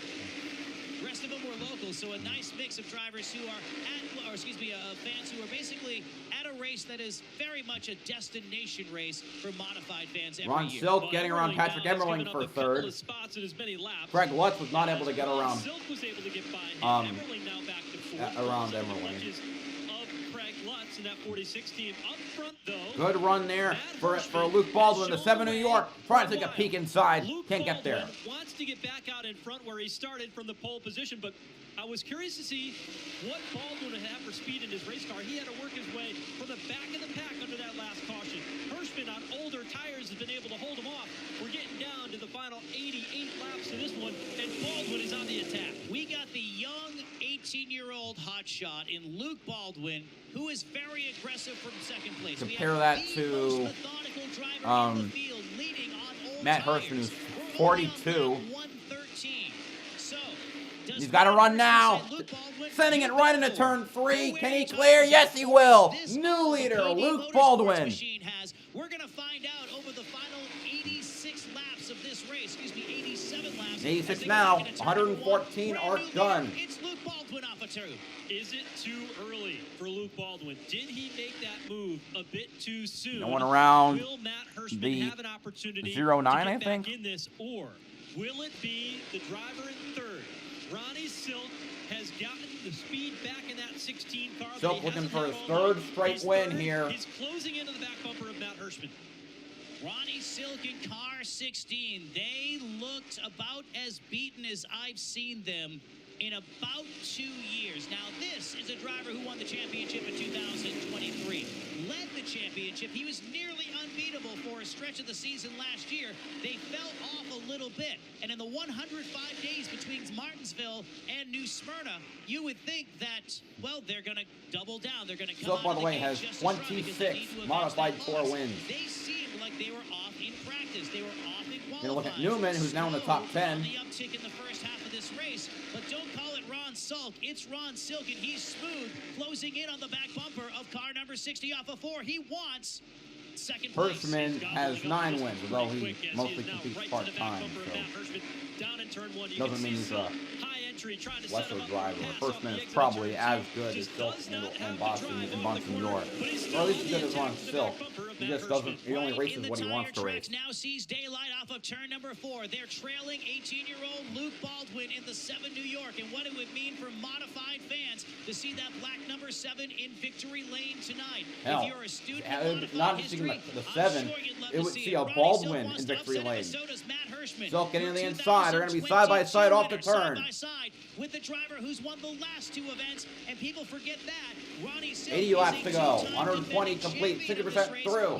And Silk is clear of Hirschman. He's getting after it. Here comes Monsignor has dropped out of the, well, I don't know. Actually, he might not have. Silk able to open up the gap and drive away, but checked out at the front of the field with a healthy advantage. Tyler Catalano to the inside. No, Tommy Catalano to the inside of Craig Lutz for 5th place. But is it too much? Is it too fast? And is Jacob Lutz currently in last place. Monsignor is right back to 14th. Justin Monsignor, that is. What Tommy Catalano is doing in car number 54. He's running a solid 5th. Now, there are 2 drivers in the top 10 that I'm really looking at right now. That's Catalano in the 54 and Ryan Newman in car number 8. Newman just advanced to 9th, and he's running a very smooth Ryan Newman-like race. In a conservation race, this is a Ryan Newman event, and he loves modifieds. Meanwhile, on your screen, you'll see the number 54 of 54 of Catalano. Already started snowing outside. Emmerling chains in position as Catalano will rocket to spot number 4. Emmerling just outside the top 5. Meanwhile, further on back in the pack, Craig Lutz losing another spot. So the tire's starting to go away on the number 46. Top 6. Meanwhile, Trevor Catalano works the inside. Up to it's 6. Sapienza. No, it's not Sapienza. It's car number 21 moving up and having a great run. As Newman's in 9th, trying to get a move on Lutz. This will be for 8th, as Trevor Catalano ahead of him is up to 7th. He gets it. Is on the move. You can look at the lap times. His lap times are It looks like I was right. The car I saw on the inside was the 09. Fastest car on the racetrack. That is Chris Hatton. Second place car of Ron Silk. He is starting to track down the race leader. No, there's another slow car on the other inside. car that is quick, Tommy Catalano in 4th. He goes 3rd. He just passed Matt Hirschman. We're now 5/8 of the way through the race. That Luke Baldwin has out front. We are in uncharted territory for tonight. We had a rash of caution flags to start this race. We haven't had a long green flag run until now, and you're starting to see the green rise to the top. It's the pole sitter, Luke Baldwin, who was mired back in the field after an early pit stop. And the story that we're following now is, will the 18-year-old burn his tires up? And a 2-time champion, 2-time defending winner in Ronnie Silk, who's about 10 car lengths off the back bumper, be using his veteran prowess to just be patient enough to pounce when it counts the most inside the final 25 laps. From our Northern Command Center, the veteran and our colleague Ben Dodge says, watch the 16. Experience will pay off over the young kid, Luke Baldwin. The stopwatch seems to prove that to be true. It's now down to 0.7 of a second. Ronnie Silk, well, I'd love to see that on the screen, but unfortunately, leaderboard's not working. He's the man who knows these cars inside and out, and has been instrumental in this series for so many decades. As we watch Patrick Emmerling now to We'll the do like a top 5. Matt Hirschman, and this is a very un-Matt Hirschman-like race where he's the ultimate conservator of his race car, but he has not conserved very well tonight by standards of the other competitors as he's fallen back just a little bit. Tommy Catalano, Patrick Emmerling. 21, the battle for 6th. Ryan Newman in the 8th car. Newman led a few laps early on in this race. Strategy put him a bit deeper in the field, but Newman has been turning quick laps as well. Boy, Ryan Newman looks so good. Can put that number 8 Newman car trying to get to the inside of top 6. That's for 6th place. Very smooth, and he's not running hard into the corners at all. So he's not burning up his tires. He's fast. He just hasn't fallen off nearly as much as the other guys. And right now, Kopsic doing a great job of hanging on to it. Got it. Back just a little bit. Newman to 6th. Makes the pass on Kopsic. Kopsic tries for the crossover move as they come up on the purple machine. That's a lap car, so it won't affect those 2 drivers at all as they fight it out further on up. Watch Newman. He's hanging that left front tire below the yellow line, using the apron. Wow, you see Ron Silk has caught up quite a bit here. Move. That was one of the ways he was able to gain ground on Stephen Kopsic. There is the battle for the race lead. Luke Baldwin, from the pole at 18 years old, third-generation racer. His grandfather won 4 New Smyrna Track championships here in a modified. He wants to put his name into the history books here at New Smyrna, the Whelen Modified Tour, but he's got a 2-time champion in the form of Ron Silk, and 2-time winner here at this track, going for 3 in a row, tracking him down. Ron Silk, he's got the rod and reel out. He is reeling in Luke Baldwin. I love the pun. The number 7 of Luke Baldwin leading this race. He was the pole sitter, and as Jesse Punch pointed out earlier, the first time a Baldwin has been on the pole since 1992. Long before Luke Baldwin came onto this earth. As number 16, boy, the separation. Yeah, you Silk can is see there. the accordion, Well, he's and not it's there, but he shrinking, will be and there. it's full of Silk. Meanwhile, further back, there's Austin Trevor Beers to the Catalano, inside. Austin Catalano, Beers, Trevor Andrew Krause Kraus, is 8th, Kraus 9th, had and a 10th. great run Beers pulling to last the year in inside this of race. Tommy Has been on just Trevor a little bit, Catalano. but now we watch Here's Ryan Newman. Newman. Hello, What's going Newman. on He's up to around this 5th. racetrack? So Newman sneaks on through to move inside the top 5, continues his march forward, but he's got a long way to go, 6 seconds behind the race leader, and time is running out as Hirschman's tires have given up. He is faded now outside the top 10. A moment ago, we saw the battle. Austin Beers was able to get by Trevor Catalano. He's now in the 9th position. And there has just been great racing all around this racetrack, but out front, this battle for the race leads about Now lap car, Sapienza. Here comes Luke Baldwin out 2 in lap front. cars, actually. Traffic is there, and Ronnie Silk is on the back bumper. Dave Sapienza. Contact with Dave Sapienza. They'll now go around McDonald in car number 26. Separation about 3 car lengths. It had been down to about 1 before they caught the lap traffic. And the 18-year-old aces it like a pro off of turn number 4. It's Luke Baldwin. It's Ronnie Silk. Now they have some clear sailing ahead of them. 1 car further on up. Looks like that's the number Norman 11. Newman. That driver will pull off of the racetrack on the back straightaway. Oh, it's a car Leaders pulling will out of the pass race. by Okay. to the outside lane. It's car length or 2 separate the 2. We've been curious about what is going 60 to on go. with Matt Now Hirschman, 59 to Jesse go. Punch. What's the story from the 60 team? We've been watching that 60 Oh, car flat call tire, in looks like such a a tire dire leak situation. from Well, this Matt report tells Hirschman. me they I still saw have smoke 4 coming from the right tires side of the car. available It's here there. for that Here's car. Andrew So Kraus, we can probably going to make the pass for anticipate 6th next time we see place. that caution flag, they plan on bringing him down and taking all 4 tires. Now, of course, as I had mentioned earlier, they will have to make 2 stops to do so, but that 60 is going to have a nice fresh set to finish this race strong. Oh, he must hate his race car right now. It's smoking on the right side as 60 Matt Hirschman And around the lap car again, the 29. Tell me, with these cars, as greasy That's, as they are who's sliding the all around the 29? racetrack, we're not going to have at least one more That's- caution flag before these 57 laps. That's are Mike really done. Marshall. Smoke, though, out of the right side, as you mentioned, of Matt Hirschman. His car beginning to fade. You look at the Baldwin car. Now, one thing that you got to think about, how many times has he been leading a Whelen Modified Tour race in the late going? Now, he's won a lot of races already in his young career. Ron Silk knows how to navigate lap traffic, and he knows how to navigate it here at this racetrack. Will that be the difference in the closing laps? He won in 2023. He won last year, and he won in a 10-lap shootout last year. So whether it's a long run, whether it's a short run, it's tough to beat Ronnie Silk. And think of your own walk of life. When you've been down and out, when you've had a couple of bad days, when work's not going so well, what do? You don't bury your head in the sand. You rally, but you don't really rally as an smoking. individual. Next You do is it Ken with your Hagee team. behind And him. this 16 But team has literally He's in not. the He's a last lap 90 down. There's minutes multiple laps down, I think. changed their course, and they are Austin now Beer is contenders catching up with now. Matt Hirschman having some problems 60 on the just front not stretch. able to keep the Matt speed Hirschman going. has been shown the Ooh. black flag Oh. atop the flag stand. That smoke That billowing means he out, has to come down becoming a pit problem road. for him. So NASCAR throwing the black flag, and here comes Matt Hirschman coming down pit Well, lane. obviously He that'll is basically no end longer his being race. scored, but the caution Caution. flag comes out. We've got trouble over in turn 2. 1 car Trevor stopped. Catalano. It's Trevor Catalano. And It's that the brings us 10th under the caution caution of the flag night. again here tonight with 53 laps to go in the season opener. And boy, that gives us an opportunity to catch our breath. So many storylines playing out here tonight at New Smyrna. And boy, what a turn of events for Matt Hirschman.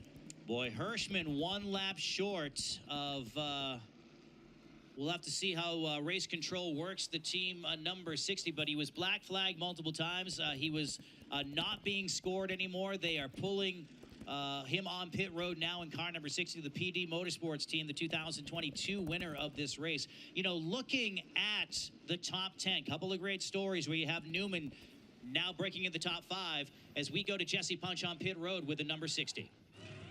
Matt Hirschman in that 60 has made his way down pit road. I mentioned earlier this team holding on to 4 tires to give him to finish out this race. They planned on making that 4-tire stop either way under the next caution. They didn't plan on having those issues there come out right before this caution. So definitely confident, but not what they were hoping to see here over those last couple laps. Got 2 right side tires on, and this team will bring him back down again to change those left sides. Thank you very much, Jesse, as we watch the number 60 of Matt Hirschman. Alright, where is Marshall running? The top 10. I don't know. Is Ryan Newman in 5th. There's Brian Roby, the driver from New Hampshire, who's now jumped up inside the top 9. A methodical run for him. He was mired mid-pack, but now has found his way in the top 10. Kopsik having a great run, too, in car number 21. Trying to figure out what's going on with Matt Hirschman. He made the pit stop. He has new tires, but there was some controversy leading up to this caution flag surrounding the number 60. Yeah, certainly. So pit road is open, and the leaders are coming down pit lane. And boy, this was much needed for that 7 New York of Luke Baldwin. This was an ill-timed caution. I think it would have given Ron Silk a healthy advantage. Onto the right side, they'll take right side tires for Luke Baldwin at the very minimum. Tommy Catalano is in. Looks like they are going to do rear tires on the 54 for Tommy Catalano, and then right side tires for the race second place car of Ron Silk. Now take a look at what they're doing on the 7 New York. They're taking 2 tires on the right, but they are going to go on the left side of that car, and they are going to swap the left front and right front to back. That's interesting. So for the uninitiated, what is the advantage to doing that? The left front on a modified does not get a lot of use as a loose tire for the 58. Swapping a scuff and a slick, basically. Or a scuff and a slightly less scuff. Retrieve that one I didn't know you could could even do that. That's under cool. this caution penalty for that, and I'm sure. Typically in a modified, you take 3 tires. You leave the left front on the entire way. There's a 2-tire rule where you can only take 2 tires per stop on this Whelen modified. But this isn't, we're not taking tires, we're swapping the left side different tires on so my you car. can swap the front one to the back. The front one doesn't get a lot of use. So it's like a brand new tire. So you get a new left rear tire. Scuffed. Now, Ron Silk and his team have decided to come down pit road a second time. Oh, boy. What Tommy Baldwin did just there was brilliant. He came down, he got his tires, 2 right sides, a fresh left rear by virtue of swapping those tires around, and he is going to be ahead of all these cars that came down pit road a second time to get another round of tires in their race cars. Let's go back down to pit road and Jesse Punch. As you noticed, both the 16 and the 1 came down for a second run there, taking the left rear tire. Now, we haven't heard a ton from the 1 today. They've been running incredibly strong, and in talking to this team, checking in with them periodically throughout the race, I said, you guys have been update the running order once we get back to green, They said that means all things are good over here. We're just running our time. Well, those laps are ticking down, so keep an eye on that 1 team. We'll see how they do in these final closing stages of the race. Yeah, I agree, Jesse. We've been on that all day long. Back on pit road is a 60 of Matt Hirschman. Now, they took tires, Jesse, Tommy Catalano currently leads. Austin Beers is second. Third is Andrew Krause. Fourth is Craig Lutz. Tyler Ripkema for the first time in the top 5 with the Bowler team. Ben Dodge seems to think it might be power steering, but they are looking at the valve cover on the right-hand side, so it might be something in the valve train itself as they look to take that valve cover off the engine on that 60. They are so gosh darn smart because they took the tires, they banked on the idea that whatever they needed to fix, they were going to fix, and it was going to take a few minutes. But let's get those tires on because, for example, if it gets down to it and the green flag's coming out, they need to go in a hurry, and they can't be messing around with tires. So take care of the tires. Doesn't matter, if they're not going to be on the racetrack, then they won't matter anyway. So let's get them on and see what goes. While the 60's back together, pulls onto the racetrack, and still trying to figure out where he is in the running order. As he was black flagged in the laps leading up to this caution flag. As it shows right now on the scoreboard, Catalano is your leader in car number 54. Austin Beers, haven't talked about Austin Beers for a good half hour or so. He was up front for a good chunk of the first part of this race. Mired back in the pack after a pit cycle, now rides in second. Trevor Krause Andrew Krause, excuse me, is having a great run in car number 24. He was solid last year, but now showing the highest that he has for the entire race. And look, Craig Lutz back in the top 5. Along with Tyler Ripkema shown in 5th. So the few cars that are right behind the pace truck are going to be cars that'll get waved around here. Tommy Catalano is going to be the race leader. Let's reset the field for you. Tommy Catalano, Austin Beers, Andrew Krause, Craig Lutz, Tyler Ripkema. It's your top 5. Ryan Newman, who came down pit road. Max Ackham, Luke Baldwin will restart in 8th. Ron Silk, Patrick Emmerling, your top 10. Now, Tommy Catalano, tonight is his 90th career Whelen Modified Tour start.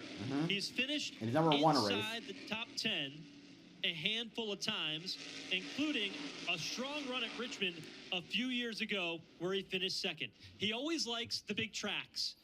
Tonight, he is trying to see if he can hang on and get that first win. Earlier today, he said, I am confident. I feel good about tonight. He was very quick before the caution flag came out.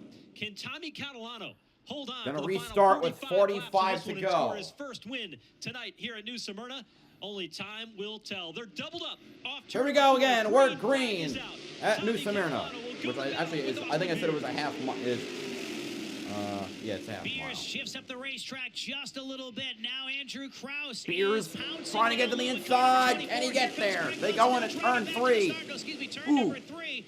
And Catalano losing time on the outside, a little bit loose off the corner. Or side by side, Beers with an advantage. Slight edge getting down into turn 1 belongs to Pennsylvania's Austin Beers, hanging on to the Austin outside. Beers takes the lead. To the inside comes Craig Lutz trying to make the move on Tommy Catalano. Side by side, dead even across for 2nd. Almost contact there. At the back of your screen, car number 7, the black 7 is Luke Baldwin. Tommy Baldwin up to, Luke Baldwin up to 5th now on Patrick Emmerling. In front of Patrick Emmerling, in front of Ryan Newman, and they all chase Austin Beers back into turn number 3. Beers, Lutz, Catalano, Krause. He's up to 5th already with plenty of time to go, but he's under attack as behind is Patrick Emmerling working the inside in turn 1. Up front, though, the battle is on for 2nd. Tommy Catalano trying to find a way to get back around Craig Lutz. We talk about Craig Lutz putting that race together, and yes, that one race where they are strong throughout. They have shown flashes of brilliance. They have led more laps than teams that finished ahead of them in the point standings, but could not put it together. And now, with 41 laps to go in a long-distance race, here comes Emmerling trying to get back to the inside of number 2 and Luke turn Baldwin. Number 3. Meanwhile, further on back, don't count out Patrick Emmerling. He wheels it down to the inside of Luke Baldwin. Ooh. Give him the spot in turn number 1. Emmerling to 5th. Emmerling into 5th for the moment. Baldwin backpedaling now to the 6th spot. He's under attack as Eric Goodale is there off turn 2. What I like here is that we're not seeing a lot of the usual suspects Next car, the up crosshair is going front. to be the 22 of Well, Andrew okay, Austin Krause. Beers So has if won a I'm, couple races, on so the maybe money it's on not the this best. one, the drivers in like the 24, Bears. for Craig example, Lutz, they I think, have has older one. tires. Okay, Austin Beers has older 3 tires. wins. Krause has older tires. Drivers with fresher tires towards the front, towards the back, making their way to the front. They're doing a good job of hanging on to it right now. You see Baldwin last time through, think he might have caught There's the Bonsignor front stretch running on in the 9th sidewall. right now. If he He did, sees it Eric was Goodale and Ron Silk battling piece of for paper 7th. between the tires and that outside wall. Ooh. For Baldwin. Look at Silk. Contact almost 3 wide there. Bonsignor getting into the inside of Goodale to get to 8th place. To the inside. Yeah, room is not the only 0 that All Silk right, has right 64. now. Off of turn number 4, driving like a man possessed behind a 46. double file battle. He's going to try to make it 3 wide in turn number 1. Shut down as they both try to get around Trevor Krause. This is the battle for 5th right now. Luke Baldwin, and then he's got Krause with his inside and Lutz behind and Silk behind him. What he was missing. And now Silk cuts 3 wide. Can he get a 2-for-1 deal here? Yes, he will. Ron Silk up to 5th. Bonsignor trying to go on the inside as well. He's going to get to 6th, and now he's going on the inside trying to get by Ron Silk. He sends it into 3. Oh, contact on the side, and he's going to beat his rival to 5th place. What a pass by the defending champion. Always wind up around each other, and it has been a far from picture-perfect night for either the 51 or the 16. 35 laps to go, by the way. Of the NASCAR Whelen Modified Tour, and they run single file, and I don't think they're going to go the final 35 laps without trading paint. Elbows up off turn 4 that time for Silk as his car stepped out sideways on the front straightaway. Baldwin is now outside the top 5. He runs 7 in that 7 New York car. A mirror full of Steven Kopsick, who's on a tear here in the late stages, while Austin Beers trying to run away and hide, but he's got a slight advantage out front over Craig Lutz, only a few car lengths ahead, but the battle for the race lead has remained calm for the moment. Old pavement. Wild strategy has made for 167 laps. We're 1/6 of the way to go. Competition in the NASCAR Whelen No, he Modified still gets up to Tour 6th season place. opener for 2025. We're gonna Ryan Newman trying to chase down Andrew Kraus for 10th place. From the finish. He's got Hirschman behind him. Now stalking the back bumper of Andrew Kraus. Don't count out the driver in number 60 behind them. Matt Hirschman has struggled mightily in the last 20 minutes. He had a valve leak in number 60, which was causing the smoke. Looks like that's all taken care of, though. Smart work by the crew to be able to get Craig that Lutz car trying to repaired stick with and get it Austin back Beers. out on track, and he's trying to see if he could be a factor before all said is done. It only takes one restart to change it all. Meanwhile, though, Austin Beers in command. He is trying to run away and hide from Craig Lutz, who would love to be able to get back in victory lane. You talk about racetracks that are similar to this that the series runs on. Craig Lutz has 4 victories, but hasn't won a race in 3 years, or over, let's say, over 2 years. See him running so well tonight, but does he have enough to catch the young and talented Austin Beers? Craig Lutz's last win, has primarily, he picked up yeah, one win last at year, Thompson and the interesting Speedway. thing is, he's won on big tracks before, big tracks for the Whelen Modified Tour. He won in Richmond. August of He's, 2022. obviously at home when he runs at Lancaster. Lancaster, a much different The Lancaster Motorplex. banking than what we have here at New Smyrna, but he's fast here as well too. Another driver who's been fast all night. Side-by-side battle for 10th now with Newman and Kraus. Same Emmerling thing for kept him back up to Catalano in the 54, and then Tommy there's Catalano. This Emmerling. would be for 3rd place. So many different storylines to unfold in the final 27 laps of this race. It's Emmerling knocking on the door. Certainly a lot of action early, heavy on cautions, but not light on action. Ooh, Emmerling sending it into 3 as he was in the middle of a 3 wide with a lap car, and he gets the 3rd. Catalano, and that'll move him into the 3rd spot overall, as Emmerling is not done yet, and he wants to put his name in the hat and an opportunity to win this one. He is not all that far behind the 64, the 46. The race leader there comes across the line. It'll now be 25 circuits left to go here in this new Smyrna Beach area Visitors Bureau 200 to kick things off, but he has opened up that advantage back to Craig Lutz. A few years ago, a driver who was running, trouble for Beers. Nope, it's not Beers. He's just avoiding some trouble It's in the turn 36 4. of Dave Sapienza. Spinning inside, the 11th caution with 24 laps to go. I had thought to myself, because we wouldn't want to be the one that says, hey, they could use a caution flag to tighten this field up, because that would be really, really wild. Well, chances he are it's going to rejoins happen. the It's field. just the way the modifieds have run here tonight. Not 30 seconds later, Sapienza spins in turn number 4, tightening the field up once again. And even though you're up front right now, chances are you're going to be at least contested if you're going to, no one's going to walk away with this one here tonight. This is going to be wild. Inside of 23 laps to go, Anyone they come gonna across the pit? line this time by. And Austin Find out. Beers last So year we're nearing the was end. trying to get that win at Seekonk Speedway, had the racing command. Guess what happened?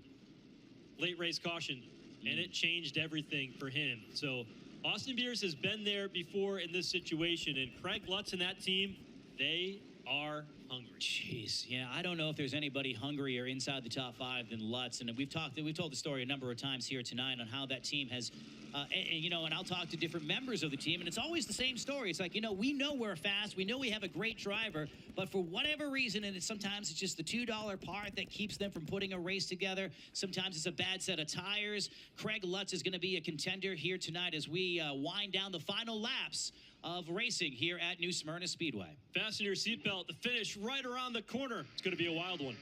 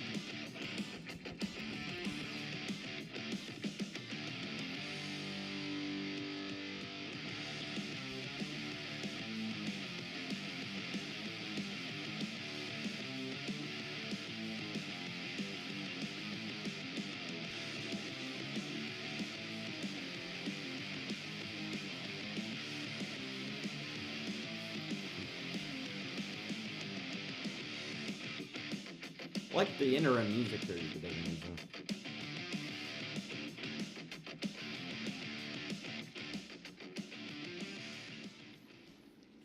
Let me see if I can get the leaderboard up and running again. And this is why we say modifieds mainly around here, because this has been just an outstanding race. Packed crowd. Luke Baldwin back on pit lane. They're going to go ahead and get some more tires. Why? Why? Wait, Luke Baldwin. I thought you were talking about the leader. Then I realized it wasn't the leader. And it's not done yet. How do you take a 200-lap event on a racetrack that's slightly more than half a mile? You throw some pit strategy in there, and you have seen... you know, it's like a choose-your-own adventure. Leaderboard's still broken. Although I realized that Austin Beers was leading earlier stories throughout the before day, the and stint. there's some major debris right here on the front stretch that they'll definitely need to clean up. So lights stay on the race truck. Ooh, you know, one of the stories we were talking about part of a earlier tire during the green carcass. flag run was Austin Beers, and one of the stories I tried to articulate, but we ended up having the situation with the 36 car is that he's a young driver, and I think he caught some people by surprise in 2023, winning that race at Richmond. He picked up 2 wins last year. So then there was the racing with expectation, which was something that Austin hadn't faced in his young modified career, despite his lineage through the modifieds and his family being able to walk him through the levels of success and the ups and downs with it. I think they felt a little... off last year. Even though they did pick up the win, they had 9 top 5s, 15 top 10s. There was only one race where he didn't finish in the top 10, Joe. But I think this year they are looking to fill in those gaps and get to another multi-race win season. And this is a great way to start. They are emptying the tank tonight in car number 64. Mike Stefanik is a 7-time Whelen Modified Tour champion, and one of the guys that was key to his success was the crew chief by the name of Sly Zabin. And Sly has been working in the Modified Series for a long time, and he's been with the 64 car of Austin Beers for many years. But I think this year they really went back to the drawing board in the offseason, and they said there's a lot of little areas that we got to get a little going bit green better. next time We've by. got a good package, and Eric Beers, Austin's dad, told me last night that we've got to take what was good, refine it, and make it great. And tonight, they're showing that poise. Started second, battled through good, solid pit stops, executed on pit lane. Now in position to win in the late going. But if you've seen one of these modified races before, you know it is not over until that checkered flag flies. We are a long way from the finish, even though just 19 laps to go. It's going to be wild. There'll be 18 to go when they get the green. What would you do to break through to victory lane if you are Craig Lutz? Number 64, Austin Beers on the outside. They are both locked on to the back of the pace truck. Double file coming down to the line, accelerating in turn number 4. Just 18 circuits to go when they hit the start. Here we go, we're green! And Beers doesn't get going! Craig Lutz takes the lead, Emmerling second, Bonsignor in third. Well, battling for third. And here comes Justin Bonsignor. Man, a car that was a lap down earlier with 18 laps to go has a chance to go for the win here. Position tonight, and the 4-time champion who's going for his 4th straight win. That has not happened. Ooh, here comes Emmerling to the inside of Craig Lutz. Bonsignor had a slip up. He's back to 4th now. Emmerling takes the... Oh, we got a Gary McDonald around. Gets the car going. We stay green. Emmerling hasn't led at all yet. Now in position to snag, I think, career win number 6. Jesse Punch tried to get a word with the 1 team to talk strategy, but they were just focused on winning this race. And in the next 15 laps, Bonsignor cuts to the inside of Austin Beers. He'll take 3rd away. Steven Kopsick, oh, tried to do the same but got loose. McDonald chugging along on the inside. Lutz trying to keep pace. Bonsignor to 3rd as Beers falls back to 4th. Steven Kopsick having a good run there in 5th.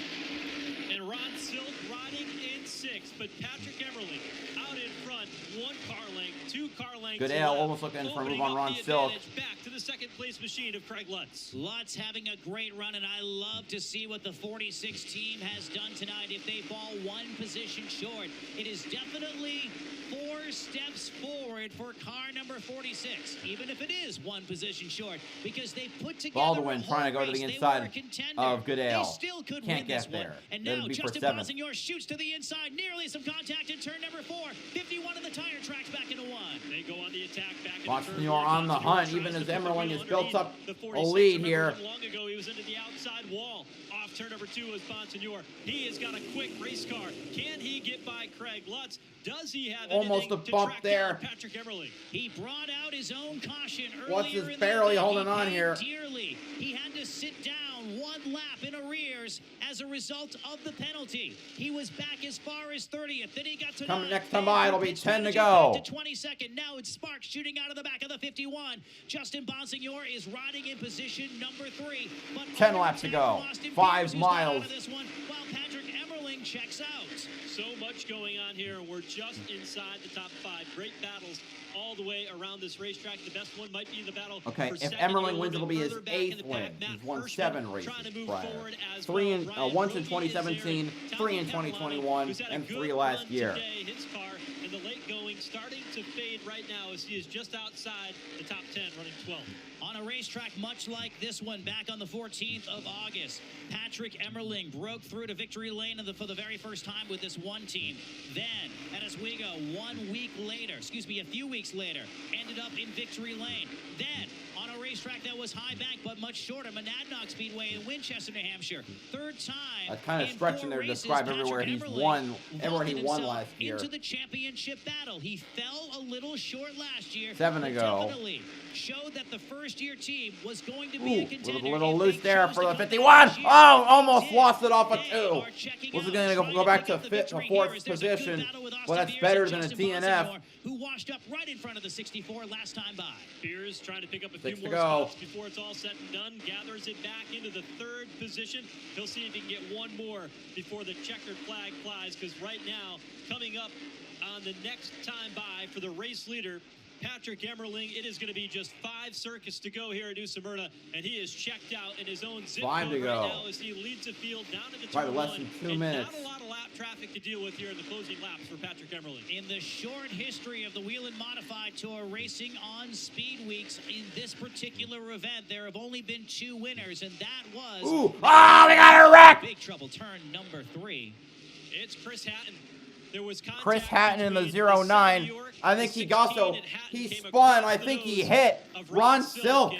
Backs it in, driver's side to the outside wall. 2-time 602 modified champion here. Oh my God! Smyrna Speedway. I don't even know who's. I don't know who's. 4 laps to go. Going to go into This one overtime. might just This is go the to 12th overtime caution. tonight. Wow. So just when you thought, if you're Patrick Emmerling and you're Emmerling's crew chief, you're like, okay, so we're off to the races. No, not so much. Let's watch and see what happened here. There was some contact between the 51 Luke and Baldwin the 7. looks like he got up to Further on 5th back, place. And then they both came up Oh, on the caught up slow with Luke 09, Baldwin. who slung up, and Ron Silk had nowhere to go. Yeah, came right across the nose of Ron Silk. They were 3 wide there for a moment. Chris Hatton was This on the bottom. Give another is look the at top it. 5 Hatton's right down now. to the inside. Patrick Emmerling, Like Craig Lutz, maybe a Austin Beers, 7 Stephen and Kopsick, 51 Luke might have got together. Baldwin. No, it was a 7. Got into the 09, and that just hooked the car to the right and into the outside wall. So tough break for Chris Hatton. I know he's got a lot of fans here that were cheering him on here tonight at his home track, hoping to do more races, was planning to be able to travel up north when the series runs at North Wilkesboro Speedway on Sunday, May 18th as part of the NASCAR All-Star Weekend at North Wilkesboro. And that's not going to be the case for Chris Hatton here today. Let's go back to the last restart. And if you're Austin Beers, what's going through your head right now? You had the race in hand, and you spun your tires on the restart. How cautious will you be in overtime? That's got to play in the back of your mind for that young race car driver. Yeah, we'll take a look at, how Austin Beers can recover. Let's just take a look quickly at the overtime rules. So in the NASCAR Whelen Modified Tour, unlimited attempts at a green, white, checkered finish. Here's how it'll work. They'll see a green flag. If they come around and see the white flag, the next flag will end the race, whether that's the checkered flag or the caution flag, and they'll freeze the field and go back and score it that way. If we don't make it to the white flag before the caution comes out, they will re-rack them and try again. Wow. It's been a very tense and doesn't feel like this has been a 200-lap race at all. We were talking with some of our colleagues up here in the booth, and it just seems like even though the time limit seems like it has, not time limit, but the timing of this race has certainly been, you know, it's 200 laps. It just feels like it's flown right by. And I think a great start to this season. It speaks to the health of this series, too, that, you know, two of the contenders aren't the two dominators from the last couple of seasons. I mean, really, you can't shake a stick at what Ron Silk and Justin Bonsignor have accomplished here tonight.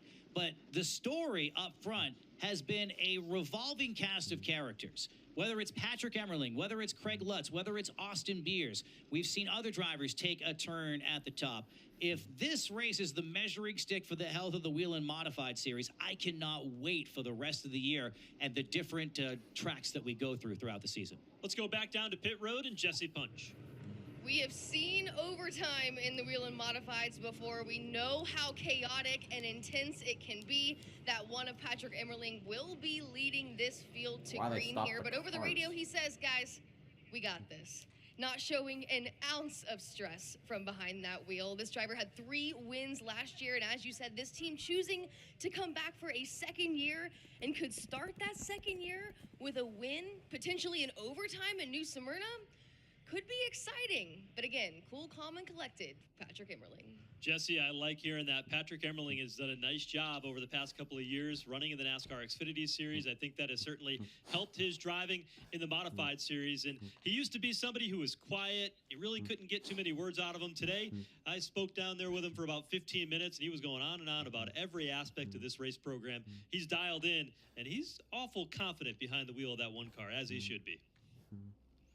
He certainly is, and he could certainly break through here tonight. And we're going to be back for overtime and wrapping this event up at New Smyrna Speedway on Flow Racing.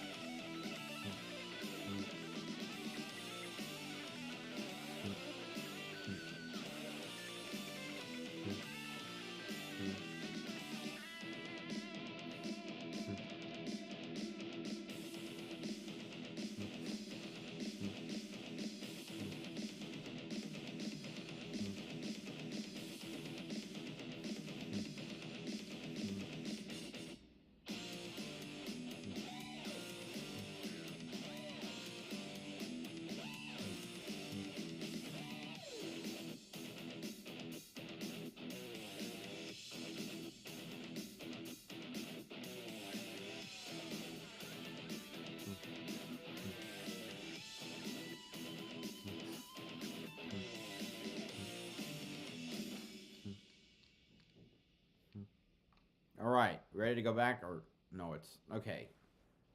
Looks like we're not under red anymore. Or wait, we're under red? I didn't realize we're under. Man, I knew we were under red. I just didn't know. I thought it would be like momentarily. Like really? Ugh. I have stuff to do afterwards.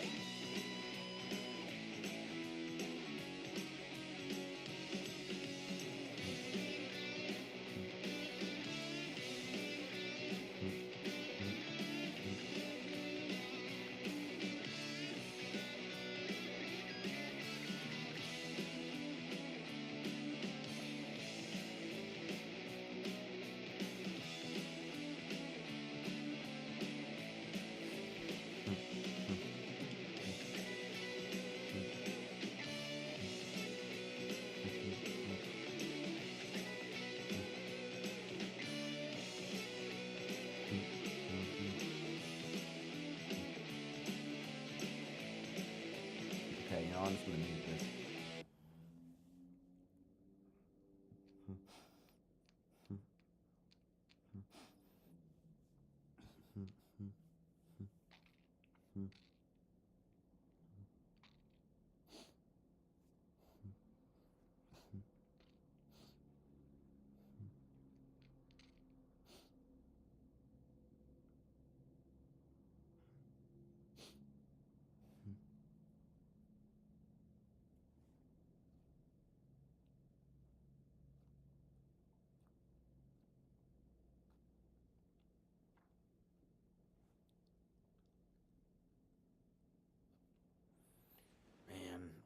When is there? Wait. Oh, I can't remember. What was the last wreck? No, wait. It was. I can't remember. Damn, it was like 10 minutes ago, and the race is about to end. Shite. Right. Chris Hatton.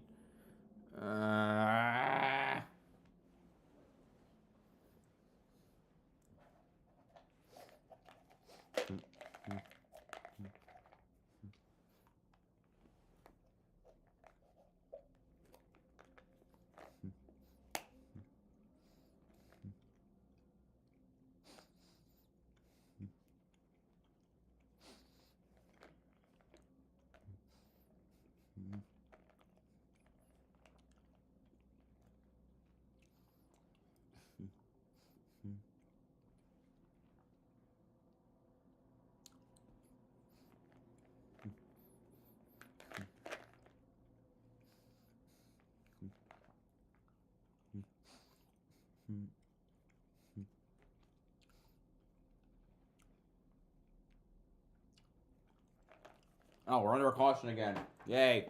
Who would have thought bitching from over how many thousand miles away actually did something? Red flag, the caution flag back out here at New Smyrna Speedway. 2 laps to go. We are in overtime for the NASCAR Whelen Modified Tour. What an event we have seen so far. The question is, what's going to happen next? With 6 minutes on the racetrack and the tires completely cooled down, this race has been a race full of strategy where everyone geared to have the freshest tires at the end, tires at a premium. But now everybody's cooled their tires down and we have a green-white checkered. Does tire wear matter within 2 laps? I think at this point, you've got what you got. You know, I don't see that strategy has played itself out. Your strategy got yourself the track position. It's really down to what the driver can do. Get those tires cleared up, get things ready to go. You've sat under this. You've had a chance to think about it a little bit. That mental game comes in to play. How do you play that restart? What do you know about your opponents that you can use against them? Okay, if they know that Austin Beers goes down below the yellow line or likes to dance with that, they block him there. Because something tells me that Austin Beers, starting on the inside of row number 2, has excelled down low in turn 1 from practice. It's almost like he set himself up for this moment. If he does not spin his tires on this restart, do not just give it to Patrick Emmerling. He's got a very fast race car. He's one of the smoothest guys out there. He's going to be tough to beat. But if we're throwing the Hail Mary, and I'm Austin Beers, I drive it deep into turn number 1, and I hope for the best. Well, let's find out what the thoughts are down from Jesse Punch. Jesse, it's been a wild and eventful night so far. How's this one going to play out, you think? I have a feeling we are far from over when it comes to the end of this race. Please, no. I have stuff to do. The tires cooling down, having seen these cars sit out there for 6+ minutes now, and I caught up with the crew chief of the #1 of Patrick Emerling, Dale Hedquist, and I said, Dale, how much does that matter right now, sitting there on those tires? He said, a whole lot.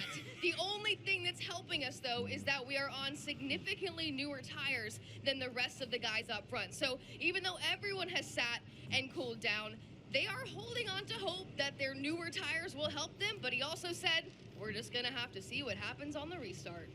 I'm with you, Jesse. I think we are far from done also. I know you and I debated this during the commercial break, and I thought, okay, well, all Patrick has to do if he's going to hang on to this one is survive one restart. And you just looked at me like I did something wicked bad. And I'm like, what's wrong? You're like, no, we're not done. Tommy Catalano, pitch. We're going to go through. How many of these are we going to have? I know, man. It's not your first day, right? I mean, this is crazy. But I thought these guys would be able to do this in one more restart. But then you throw in the fact that the tires have been cool for 6 laps. The players, Emerling wants to assert himself as the title contender, or maybe even the title favorite after the first couple of events, and setting the tone this early is going to be great. Then you have Craig Lutz, first time he is, well, been in this position for a while. He's put together a whole race tonight and could break through. We've already documented Austin Beers and what he's willing to do to get there. But what about that car that sits in 4th? It started in 4th, and it's going for the 4th win in a row, which hasn't been done since 1997. That's got to be in the back of the mind of Justin Bonsignor. But how good is his car, right? He's bounced off the wall. He's had to go from the back to the front. He's used a lot of brake. He's used a lot of tire. Does he have anything left, or can he take advantage at the right time, at the right moment, as we see things play out? All right, choose roll. On to go. As we get set to go, let's quickly go back down to pit lane before the restart. Jesse Punch.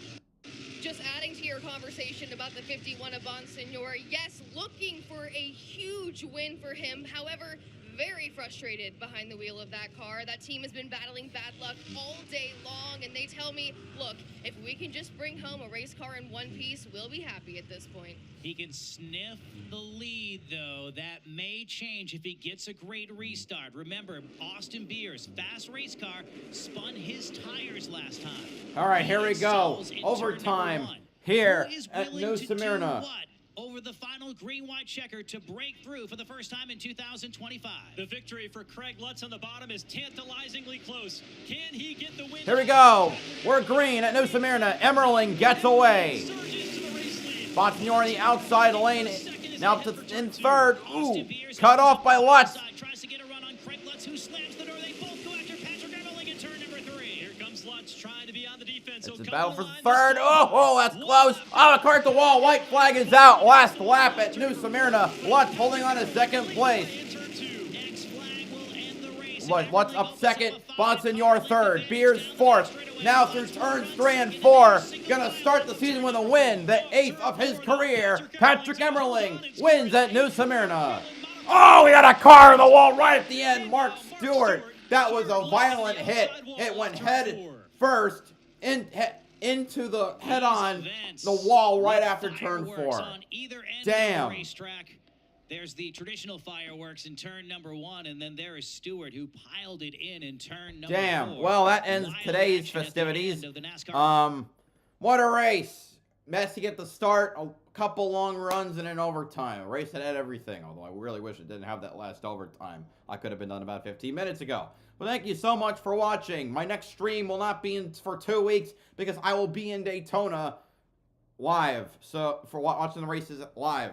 So, and then Xfinity and Trucks Atlanta, I might not even be at have a TV to watch because I'll be not in my apartment. But thank you all for watching. I'll see you next time. BowserJrXD signing off. Have a good one.